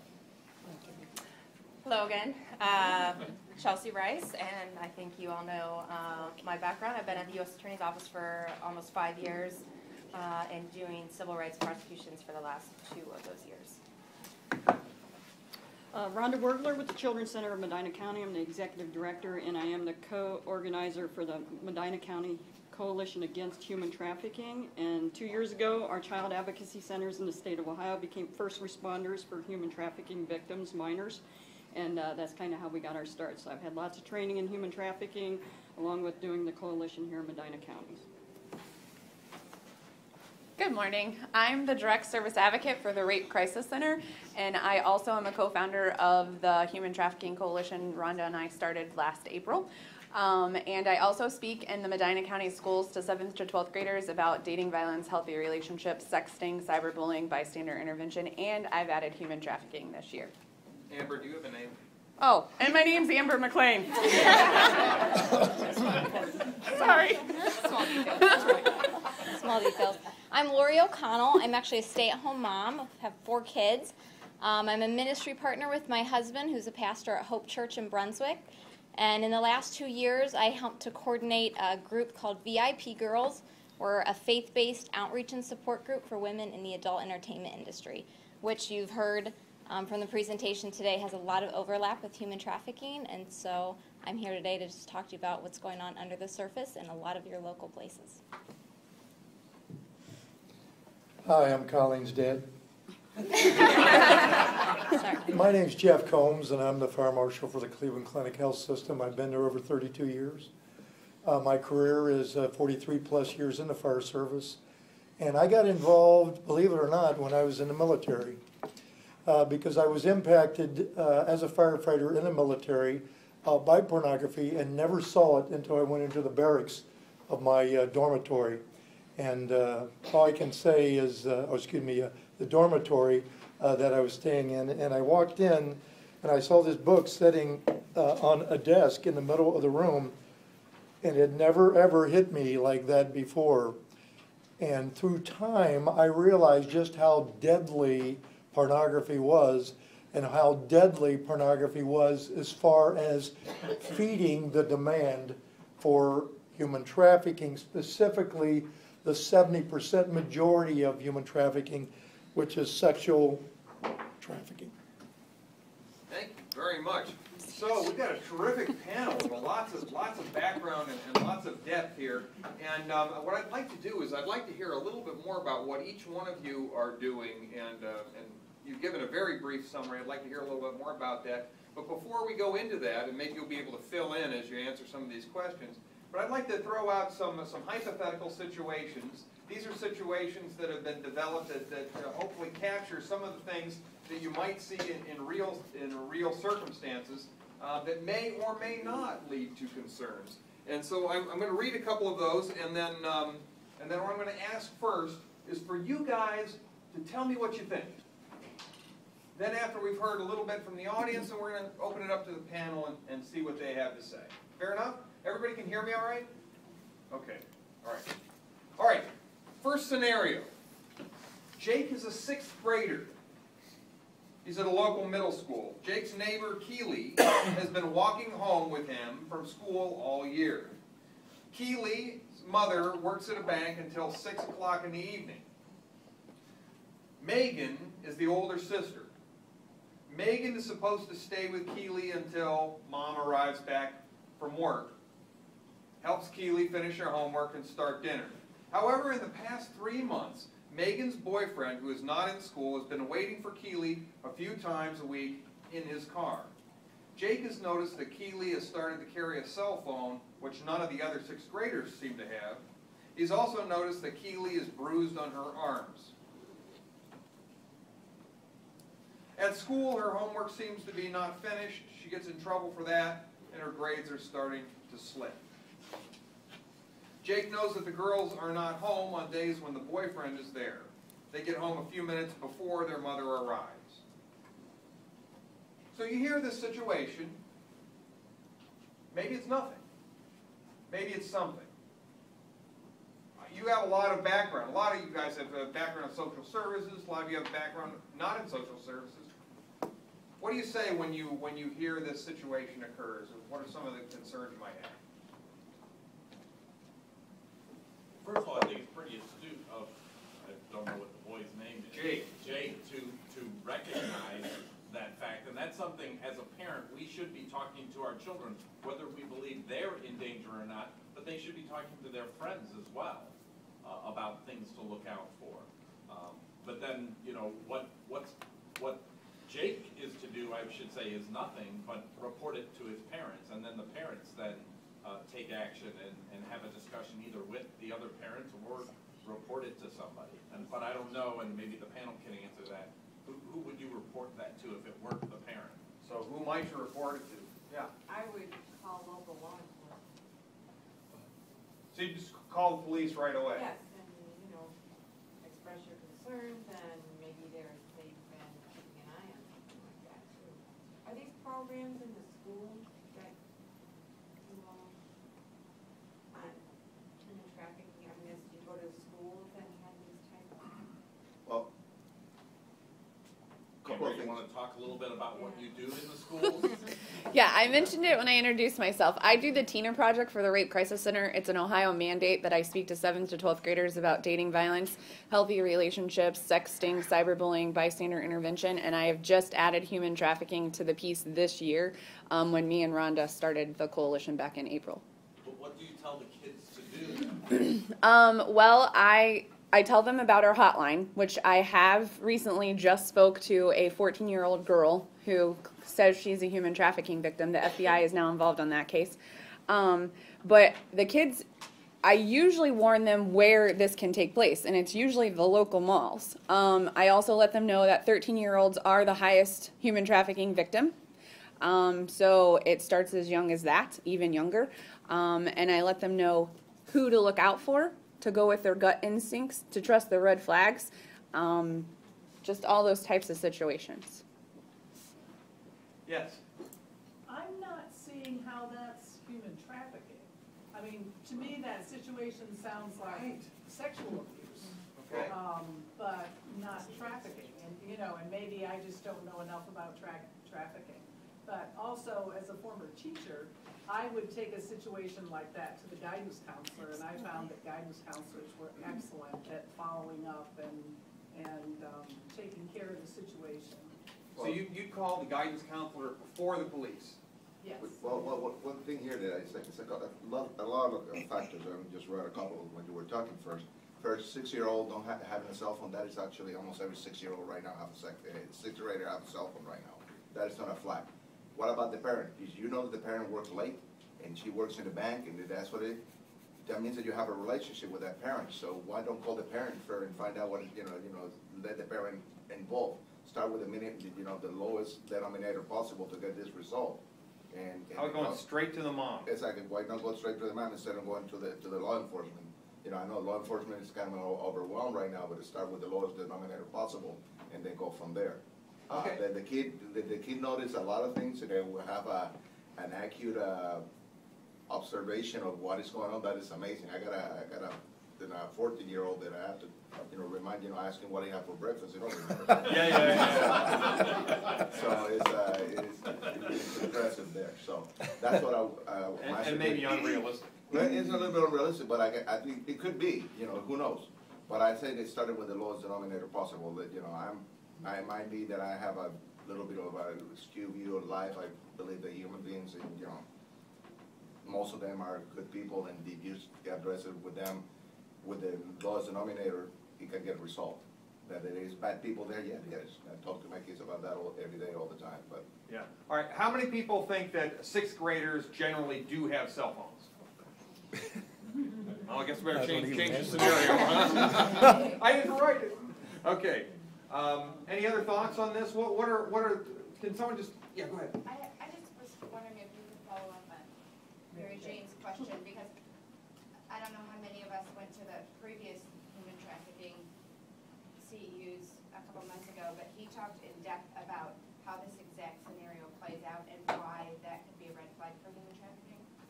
And I don't know how many people are wondering the same thing that you're wondering.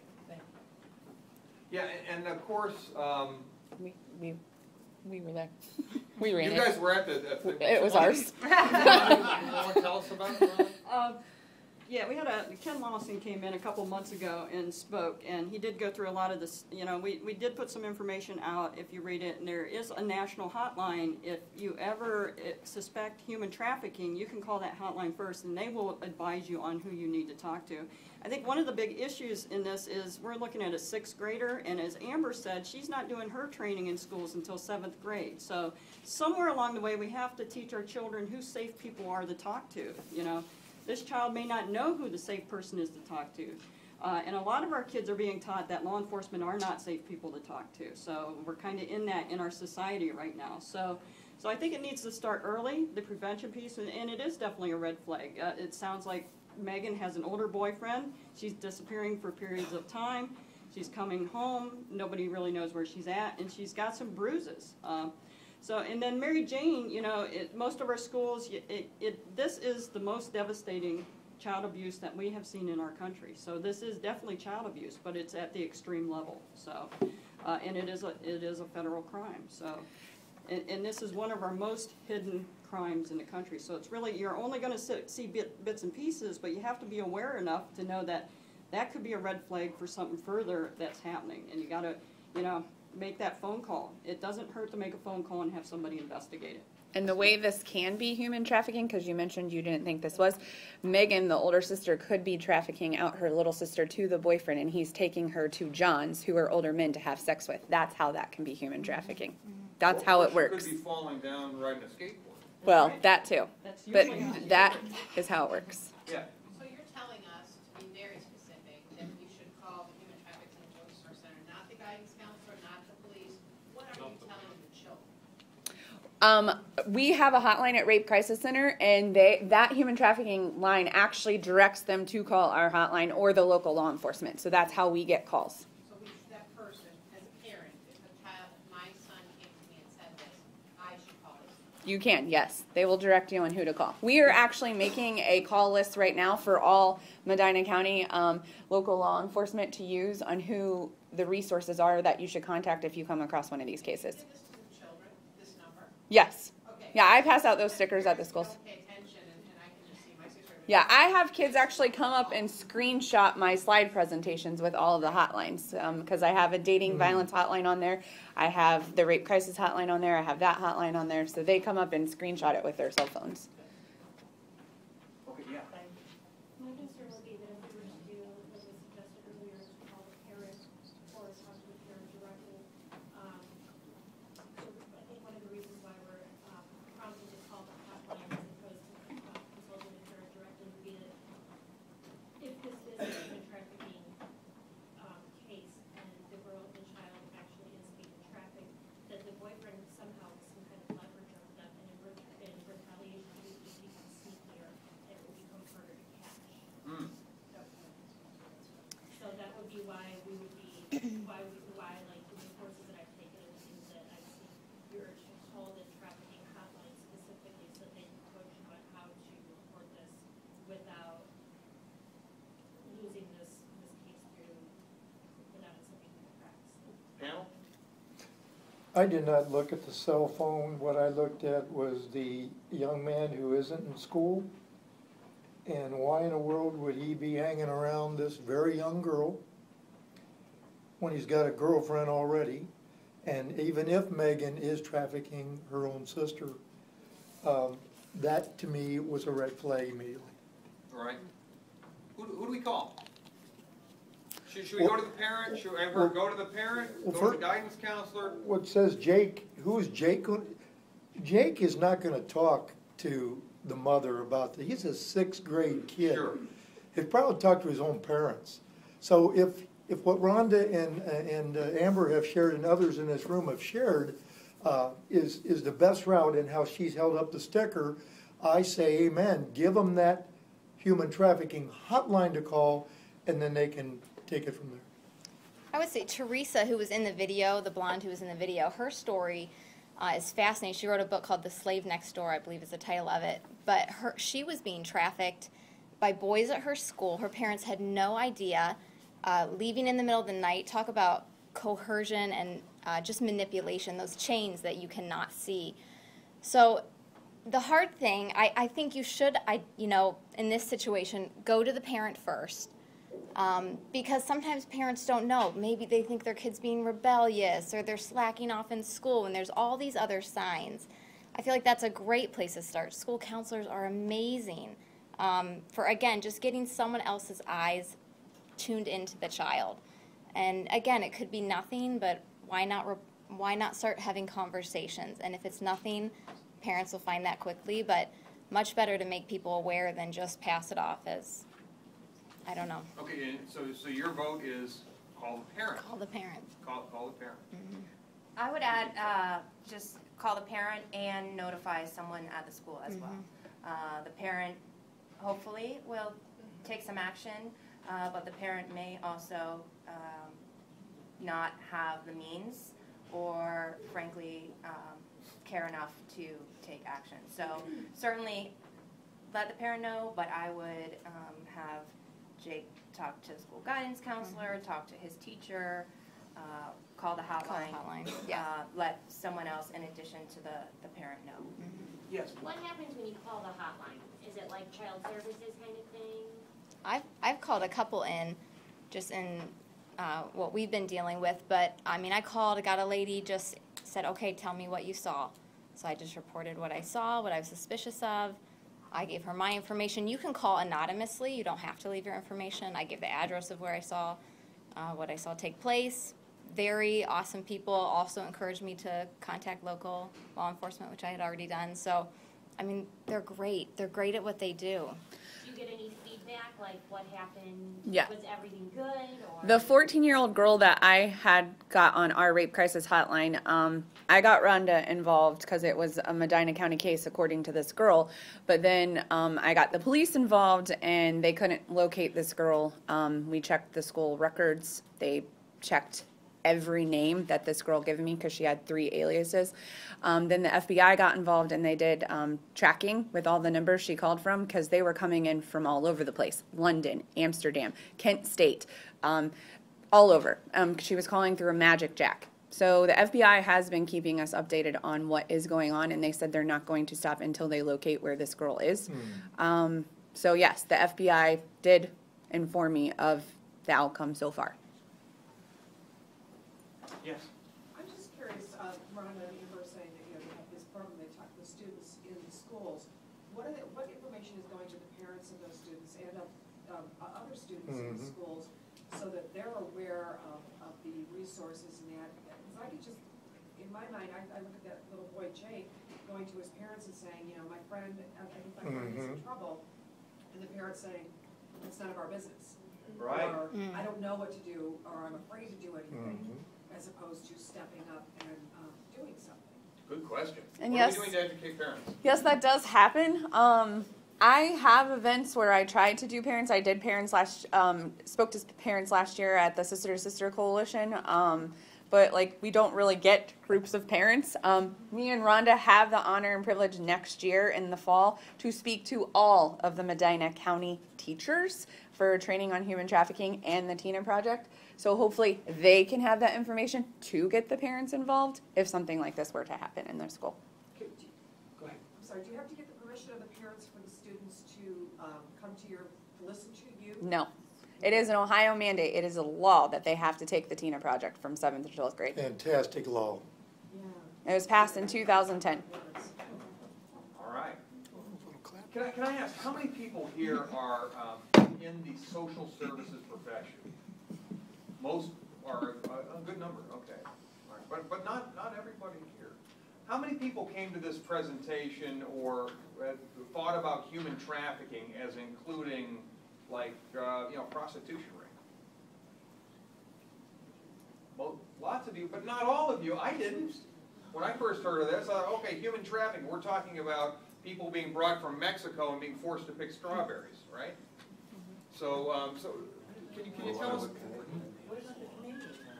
Because you're focusing in, Pedro and I had this conversation, that it was focused in on the Mexicans and south of the border. What happens to our northern border? Absolutely. Well, we all they're not exempt from that. We all have these assumptions, don't we? Yeah. And, trafficking, like you mentioned, she also mentioned earlier, you said it has no boundaries. Yeah. Male, female, and everybody think that prostitution is only female. It's male prostitution, it's child prostitution. It is, it is something that covers every angle. Can we learn a little bit more about what percentage might be male? 50%. I was just reading some statistics. There can be 50%. I refer to the males as the pages and the young females as damsels, since I have what we call Knights Against Trafficking, and they need knights to save them. So. All right, so a lot more than maybe we might think. She's looking. Yeah, I have, this is the 2014 National Human Trafficking Resource Center annual report, and these are the cases called in. 61.2% are adults, 36.7% minors, 90.3% females, and 4.8% males. So that's just in the United States and just in 2014. And part of that may be that people are less inclined to call in and report that they believe males are being trafficked. So I think the numbers are certainly of actual victims, I'm sure, are higher than 94.8% of what was reported. Which is the same for sex abuse. Yeah. Right. 1 in 4 girls and 1 in 6 boys. It's going to be less likely that there's going to be a call for a boy being abused than a girl being abused. It's just in our culture, in society, it's more accepted that women are abused and men not, because they have that toughness that they have to keep. So they're very much less likely to report that they're being abused. So that number, we may never know what that true number is. I guarantee it's higher than what we're seeing, but we just are not going to know what that is. Yeah.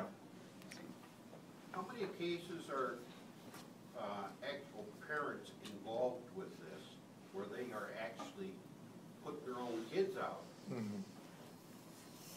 We've heard about some this year. I don't know the statistics, but there was the mom in Cincinnati who sold her daughter this year. So it can happen. Okay. Any more questions at this time? Let's do another scenario. All right. So Isabella is an 8th grader in the local middle school. She has been having a hard time making new friends since her best friend moved last summer. She is close to her parents, but school has become a very lonely place. Isabella likes video games, which not a lot of other girls in her class enjoy. Recently, an older girl, Cassie, has been coming to the park next to the middle school where many kids, including Isabella, hang around and talk on their way home. Cassie has been talking to Isabella more and more, encouraging her to come with her back to her boyfriend's house to watch TV and play games. Isabella has not gone yet, but she's thinking about it. Cassie talks to her like she is much older than she is, and she's making her feel special. Is there any reason for concern at all here? Yeah. Isn't it nice that you have a special friend? Yes. Get a dog. Well, that's what I always think. I think the question here is whether or not she really is a friend. We're calling her, Cassie thinks she's a special friend. In actuality, she may or may not. What would be some of the other information we'd want to know here?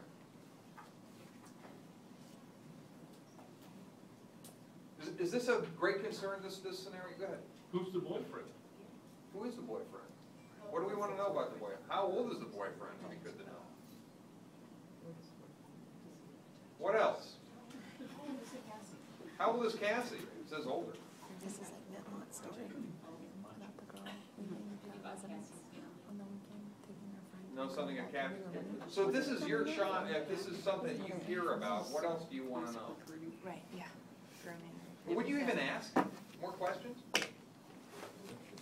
If you're, where does the boyfriend live? What are the girls going to the boyfriend's house? Correct. They're going to the boyfriend's house, that's right.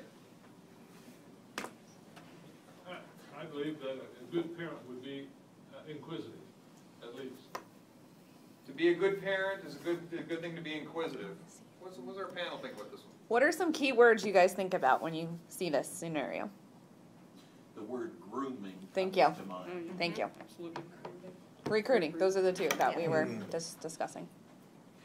This is a classic recruiting scenario. This happens every day in our society with girls that are 12, 13, that don't have a lot of friends. You have offenders out there watching Facebook pages looking for the girls that don't have a lot of friends, that got their hair in their face, and they will send another woman into these scenarios to friend these girls to get them to where they need them to go. So as a parent, we need to be asking questions. You know, who'd you see at the park today? Who you been talking to? What's going on? You know, who you talking to on Facebook? We really, as parents, have to be really aware today of the social media, what's happening out there. You know, make our kids talk. There's a video of a pimp that was showed at a training that Audra and I attended a couple weeks ago in Akron that was put on by the local CACs. And he's incarcerated, and he talks about how he would go to these malls and look for 3 friends and not go for the pretty popular one and not go for the third one, but always the middle one, because they were either depressed, they would look down a lot, they would have feelings of insecurity, and he would single them out and pick them and make them feel good. Right, and that's the preying on the vulnerabilities. That's the finesse pimp. Yeah. It's exactly what happened to Teresa Flores. Even though she said the guy, you know, I like you, he said that to her, but ultimately she went to the house, she was with another girl, and they drugged her. Do we all know about Teresa Flores? Well, we better hear about Teresa Flores. Well, Who's best to tell that story? Amber. I read her book in 3 hours. I've met her a couple times. She was a new student in Detroit, Michigan, and she caught the eye of a really attractive teenage boy, and she was playing sports after school, and he came to her locker and asked if she needed a ride home. She usually does not take rides home from strangers, but she wanted to please her mom because her mom always said be nice to everyone. She was a Catholic girl. She went home with him, and instead of turning the direction that she lives, he took the other direction. And she asked where he was going, and he said, "I'm going to stop at home first. Is that okay?" And she agreed. She was on the video. Yeah, she was invited into his house, and he offered her a Coca-Cola, and he actually drugged that Coca-Cola. She passed out. He raped her, and he took pictures of it. And he told her when she woke up that to earn those pictures back, she will do whatever he tells her to do. So he started picking her up at wee hours in the morning, taking her out of her home in her pajamas to houses, to meet Johns, to have sex with men all night long, then bringing her back to her house at 4 or 5 in the morning to get ready for school, go to school, be tired, and she did this for 2 years. Was she 14? She was Without her family. without her family knowing. And there was threats made. Her father was a big CEO for, I think, GE, and he threatened to tell her father and he would lose his job. He killed her dog and stuffed it in her mailbox. He followed her little brothers home from school and threatened to hurt them. So many threats, and the reason why she did not tell is because of her religion. She was Catholic. She was supposed to stay a virgin until she was married. She did not want her parents to feel like she let them down. So that is the reason why she never told. Yeah. How old was this guy? Same age as her. They were 16 years old. 15, 16. So, okay. And didn't stop until she moved to Connecticut with her parents when he got a relocation job. 2 years. Yeah. I think this brings up something I think Lori touched on a little bit earlier, that human trafficking doesn't have to have them leave the state Nope. or leave the area. This is an example of somebody who actually stayed in her own home and was technically trafficked. Yeah. But wouldn't you say, I read that book you're talking about, and I didn't think about this at the time, but the boy that took her, that initially raped her, was he also a victim? He was the recruiter, and he did really like her, and he tried to protect her throughout some of the incidents. Like one of the horrible incidents, like the big guy used instruments on her to like scare her into being submissive and staying there and doing it. The last time that she had this happen was at a hotel room, and there was over 20 men in the room, and she woke up naked, and her pajamas were soaking in the bathroom, and she went and saw a lady at a restaurant like at 5 in the morning, and she said that was the first time that anybody's asked her if she needed help. But I guess what I'm saying is that he was a victim of that same group of... His cousins were mean to him in that, but he never was raped or sexually molested. He chose to do what he was doing. But you can see people in the human trafficking rings that are going, sisters coercing other sisters into it. I mean, I'm in the strip industry club world, so you see friends, hey, older friends convincing younger friends to come do this, and which it just leads to more and more and more. But again, I think that when you're involved, there have been so many little steps that have led to that, and I would say like childhood sexual abuse is the training, like boot camp for sex work. He had the nicest car at the school. His family was the richest family. He had tons of money. He was getting benefits from it.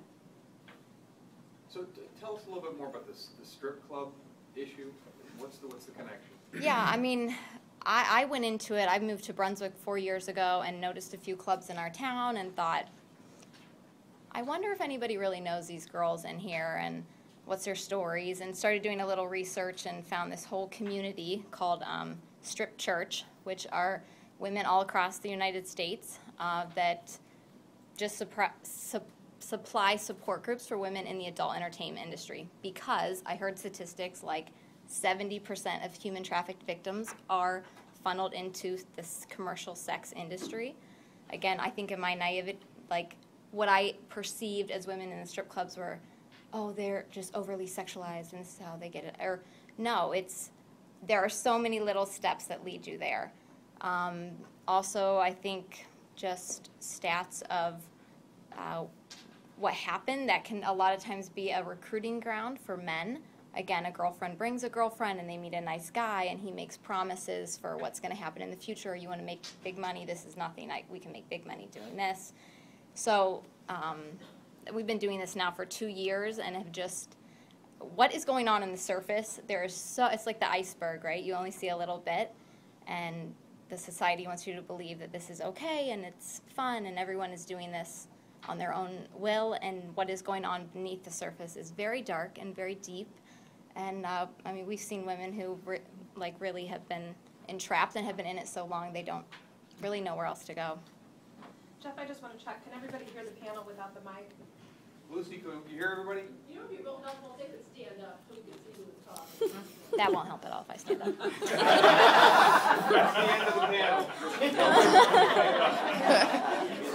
That's Stand on the chair, boy. Okay. There was actually a 16-year-old Stand girl. up now, come on. I guess you don't need a PA, but there was actually a 16-year-old girl that was found to be in Tiffany's Cabaret that had been stripping. There was actually a North Randall police officer that was with another guy in the Brunswick area, and actually there was an arrest that was made. So you're right on, man. You're right on. Vulnerability. It's and not only that, but I was working with a fella that was telling me about his drinking problem, and that essentially that he had to self-medicate. And he self-medicated himself about his drinking problem. And I said, well, what are you doing? He goes, I went to a strip club. So Teresa Flores, who is a very good friend of mine as well, sent me an article about a gal that was 14 years old in an Akron strip club. I showed him the article. I said, do you think maybe you were looking at her at the time you were self-medicating? Pretty creepy. Yeah. Jeff, when I think of traffickers, I typically think of people coming from outside the area, maybe outside the country, but how often are the traffickers people from our own community, maybe people who were born and raised here, maybe our next door neighbors? Chelsea, how much is this going on? Yeah, so I think that is of the case that we get a majority of it. When I first started doing this work, same thing. You picture people that are brought over from Mexico, Guatemala, Canada, brought here by people from those countries. But the majority of it is people in Ohio, in our community. And the difficult thing is that it is so hidden.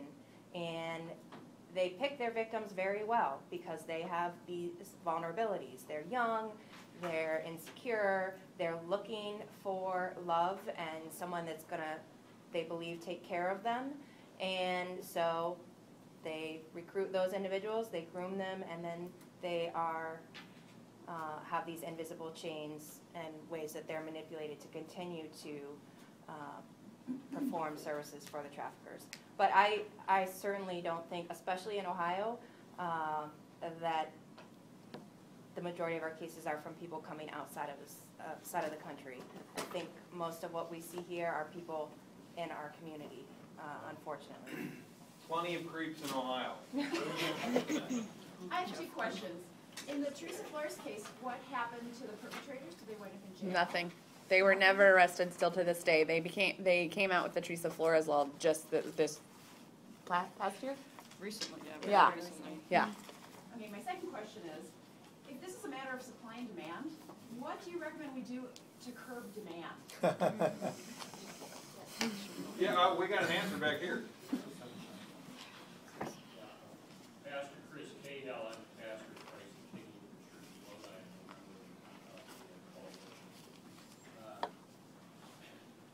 That is a really good question, what do we do to curb demand? And because this makes such a lot of money, demand is a big problem. And one of the places where demand is extreme is when you get a lot of people together who have come from out of town and they've got lots of extra spending money. And you know how they say what happens in Vegas stays in Vegas? Well, that's what happens at events like Super Bowls and NBA playoffs and March Madness and stuff like that. And truck stops. We have to educate them. That's why Jeff is in good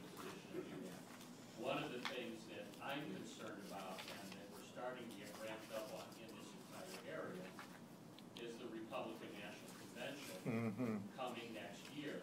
And if you think that's not a concern, then go over to Montrose and see the hotels that are being built over there and the hotels being built in Brunswick, because it's not just the delegates that will be coming in, it'll be all the infrastructure and everybody preparing for that. All those people will be flooding into not just Cleveland, but into our area as well. The demand will come, and so will prostitution, so will traffickers, so will pimps and everyone else. What can we do? Start with the hotels and the hotel managers, the workers, talk to the workers, talk to the managers, say we need to raise awareness, like you saw in the video with RTA, train people to look for signs of trafficking, train the hotel people to say this is what traffic victims look like, speak to the workers in the hotels. There's little cards that we can give out. Here's the hotline. This is what you may see. There's a program called SOAP, which is for little hotel amenities that have hotline numbers on them, for the hotel workers, also for people we can just call. All kinds of things are going on to try and combat hospitality industry-based trafficking. And I think that this is a golden opportunity for us to ramp it up over the next year, because we're going to get hit in 2016. Interesting comment. So, any efforts to educate hotel Teresa owners and Flores started the SOAP project. Yes, she did. Oh, yeah. Teresa Flores started the SOAP project, and that's what she did to end, the demand, was passing out soaps to the hotels. So explain the SOAP program. She takes little bars of soaps from the hotels and she puts the hotline number on the back of the hotels, the hotline number that you guys all have on your sticker. And the reason why she did that is because usually after a human trafficking victim is done with a John, they go into the bathroom and wash up. So the phone number's on there, hopefully, to get them to call. And does it say Human Trafficking Resource Center? No. No, because that would give it away. Yeah, what does it say? I'm pretty sure it's just the phone number, and I can't remember what else is on there. I haven't seen a bar for a So if I've got a bar while. of soap and it's got a phone number on it, it's like, well, I guess I can order more soap. Yeah. And the other thing I was going to mention, too, that he mentioned about, the whole Republican committee party coming. Me and Rhonda had the privilege of going to the State Awareness Day in Columbus and listened to 8 survivors. And one of the survivors, that is all she ever slept with, was legislators, governors, big Washington, D.C. people. So even they are a part of this. All right, now, but I need to understand what the soap says. I don't remember. Yeah, just look, it's S.O.A.P. Teresa Flores has her own website called SOAP. It's on Facebook. You can look it up. Saving our adolescents From prostitution. Yes, thank you. That's what, yeah. I have the shirt that says that. Why did I not think of that? But that's what it is.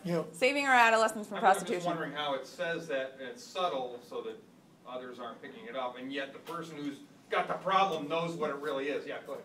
I believe if you look on Google Images, it actually pulls the bar of soap, and it's a red sticker on the back of, like with the soap that the paper's pulled over, and it says, "Are you a victim? In need of assistance? Call us," and then it has the number on there. Okay. If you think you're a victim, and it applies to you, because they don't, the word prostitute is constantly thrown around. Yeah. And it would be, how do we get around stuff? I think that she comes in and does like a presentation, and then distributes them to the hotel. Anybody here go to hotels?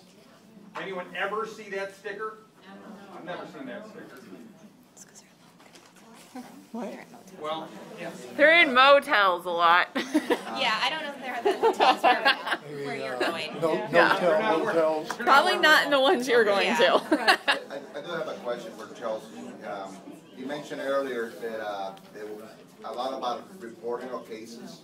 How many of those reports become a case? And how many? And I know that our criminal justice system, you have to prove beyond a reasonable doubt. So that become very difficult to be done when we're talking about things that are implied. And so how do you guys work that process? How do you guys start to do that? Sure. So it's not always the best result for the victim necessarily. to have a criminal case brought. A lot of times you may not have the evidence, whether it be a human trafficking charge or there could be other potential charges that are better at the state level. Prostitution, assault charges, theft charges. And so something else to consider is if these charges are brought, then the victim will have to testify. And there's certain exclusions if it's a minor victim, and then there's rape shield laws to protect them.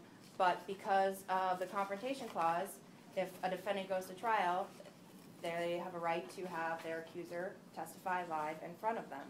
And so these are situations where there may be a lot of leeway for plea bargaining, more so on the state level. The state sentences are not usually as high as the federal level.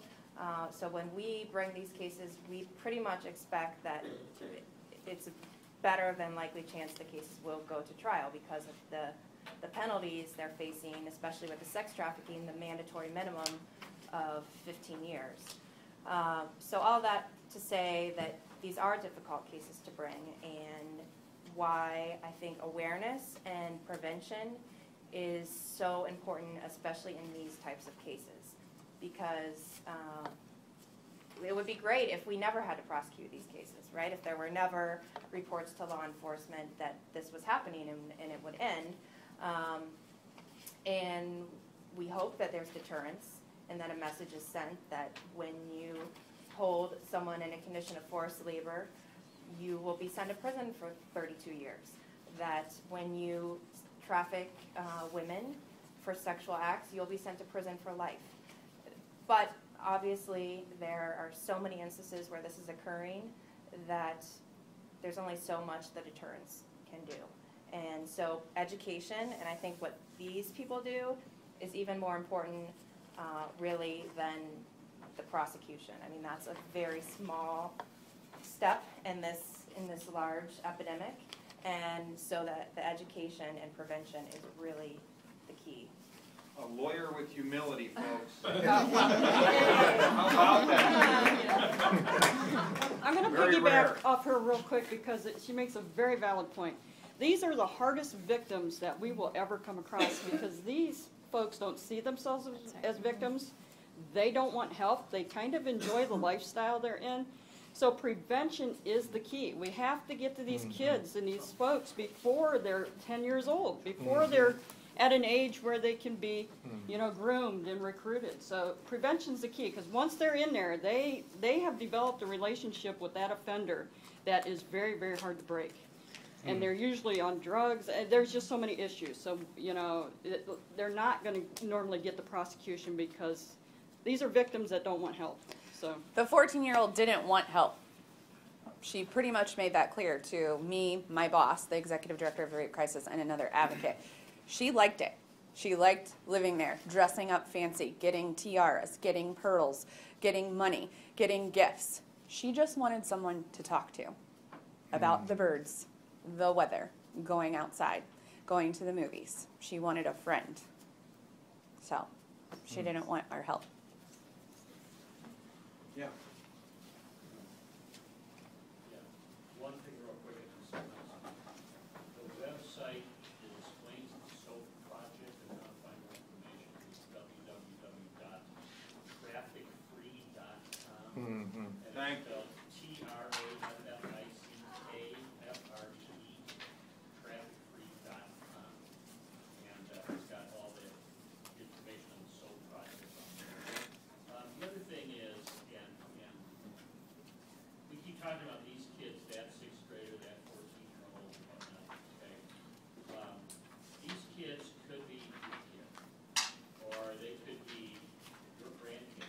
I have a 14-year-old grandson, and, I was at his basketball game earlier this year and thought, some of his buddies could be one of these kids that we're talking about, or some of the cheerleaders for the 8th grade team could be some of those girls that we're talking about. He could be going to school with some of these kids, and I could have met them. I mean, your kids or your kids' friends or somebody that's had pizza in your living room while they were watching TV with your kids. These are not just anonymous kids that we're talking about. They could be kids that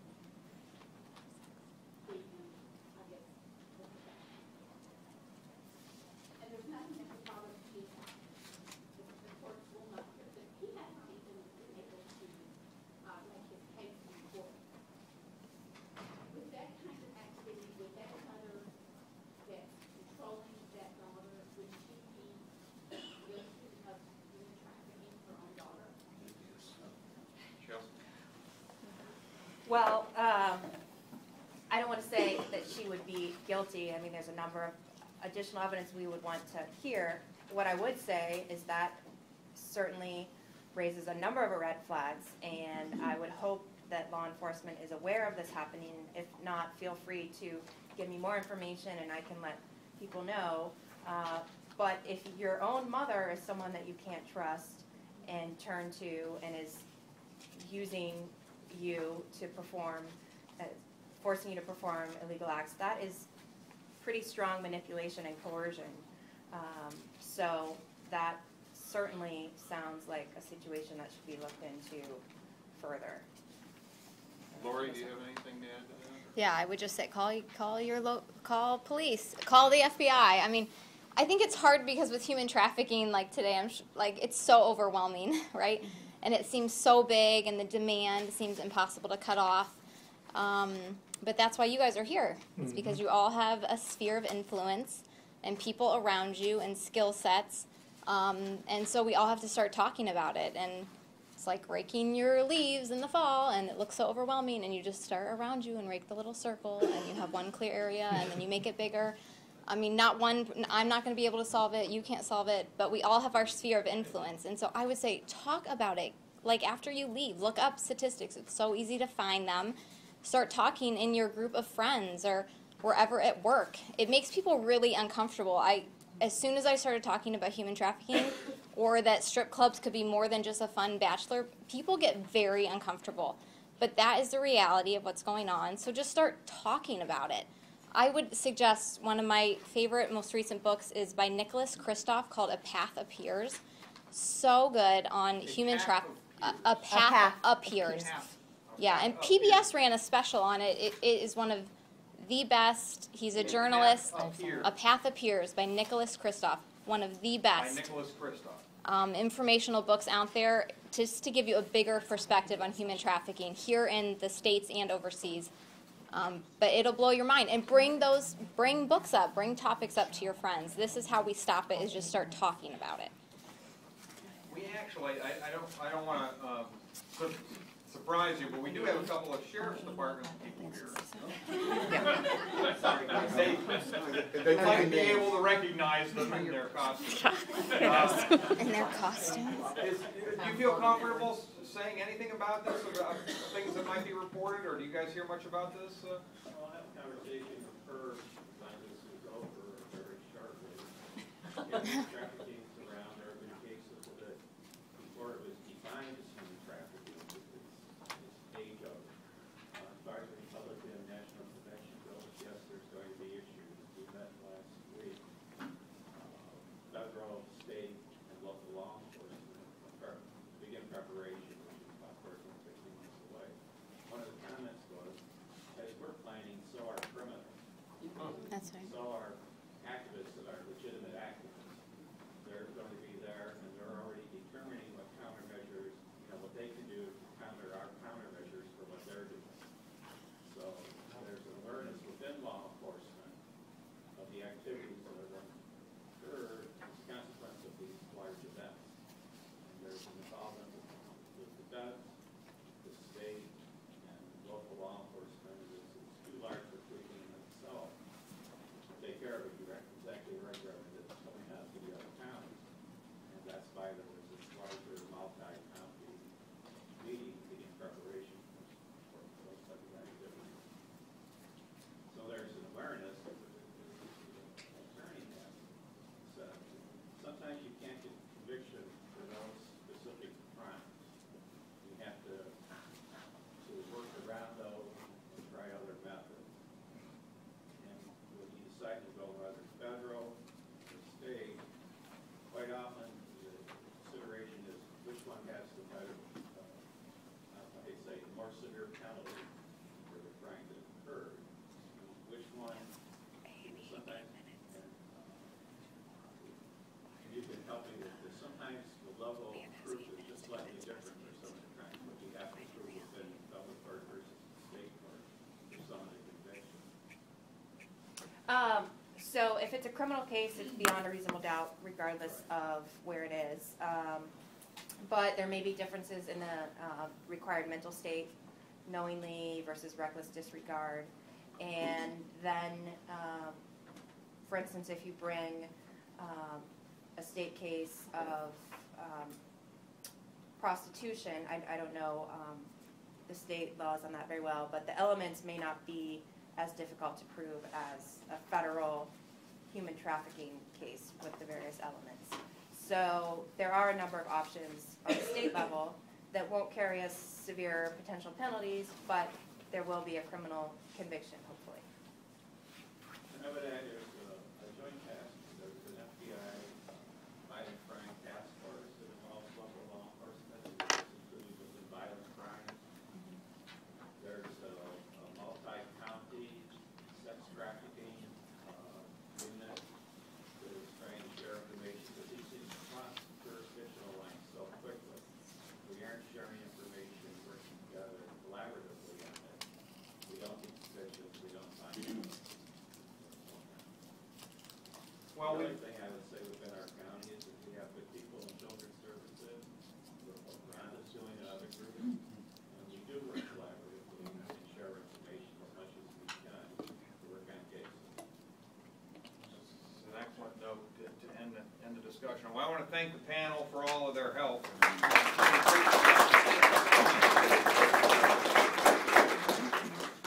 All right, we'll keep the panel up here for a moment. This is our point of the day where we're going to be working on our evaluations. We're going to hand out some door prizes today. We have some books about human trafficking. But more specifically, we want to really have a call for action from you as panel members. If you could just stand up and tell us what's your call to action. What would you encourage this group to do in light of what we've been learning about and talking about today? And Jeff, can I start with you? Well, being in the fire service, one of the things that I always tell people, if you see something and it doesn't look right, it's not. And I do agree with what the gentleman said in the front row here. Most people in the world are good folks, but there are some that are not. And those telltale signs, about, a person that's there, they don't have any money, the person that's with them, particularly if it's a young gal and it's with a guy and it just seems like overbearing and very timid, and as it's been stated already, head was down, and they chose that middle person. Look beneath the surface. And that is really the national word when it comes to human trafficking. The other thing, and I want to focus on with you, is my passion is demand reduction, demand elimination. That would be a prayer. But demand reduction.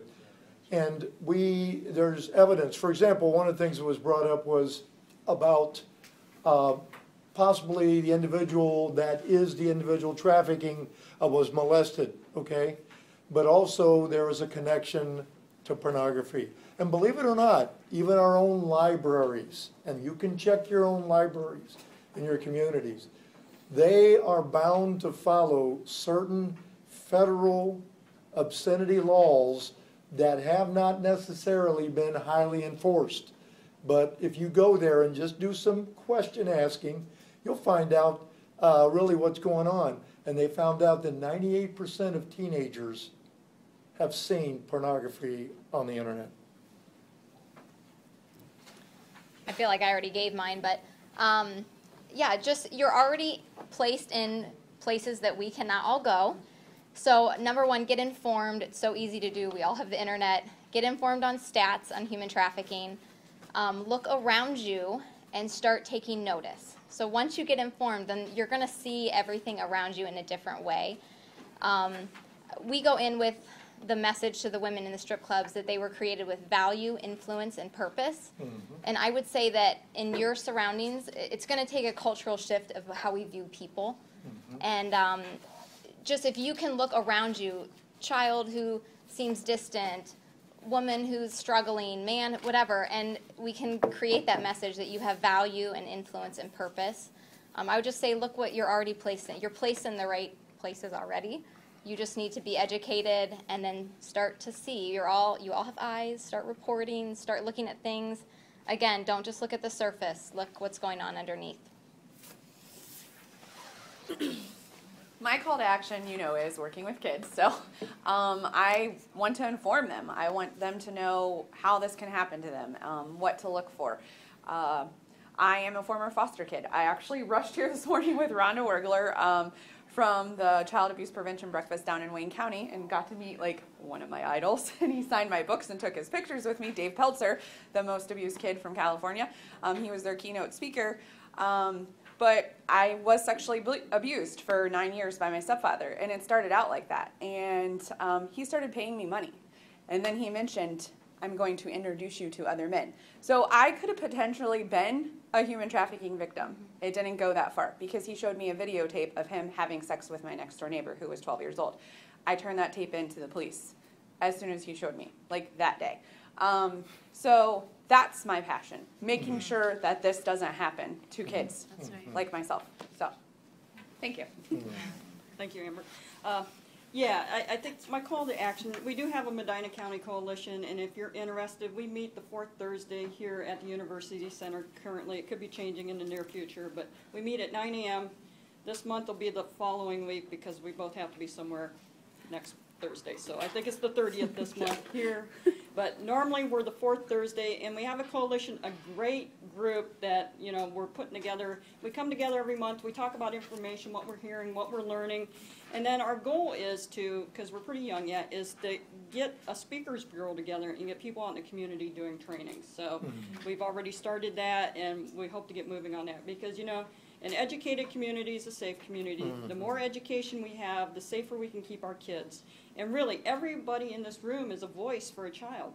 These kids depend on us to see this stuff and report it because many kids are living in families that don't see it. They're the reason that the bad stuff is happening. So we all have that, obligation to children. We may be the only person that sees it and reports it. So don't take a blind eye because it only takes one person to report it to make that change. So everybody here has that opportunity. And today you have another tool to make that opportunity a little better. So please be the eyes and ears out there for the kids.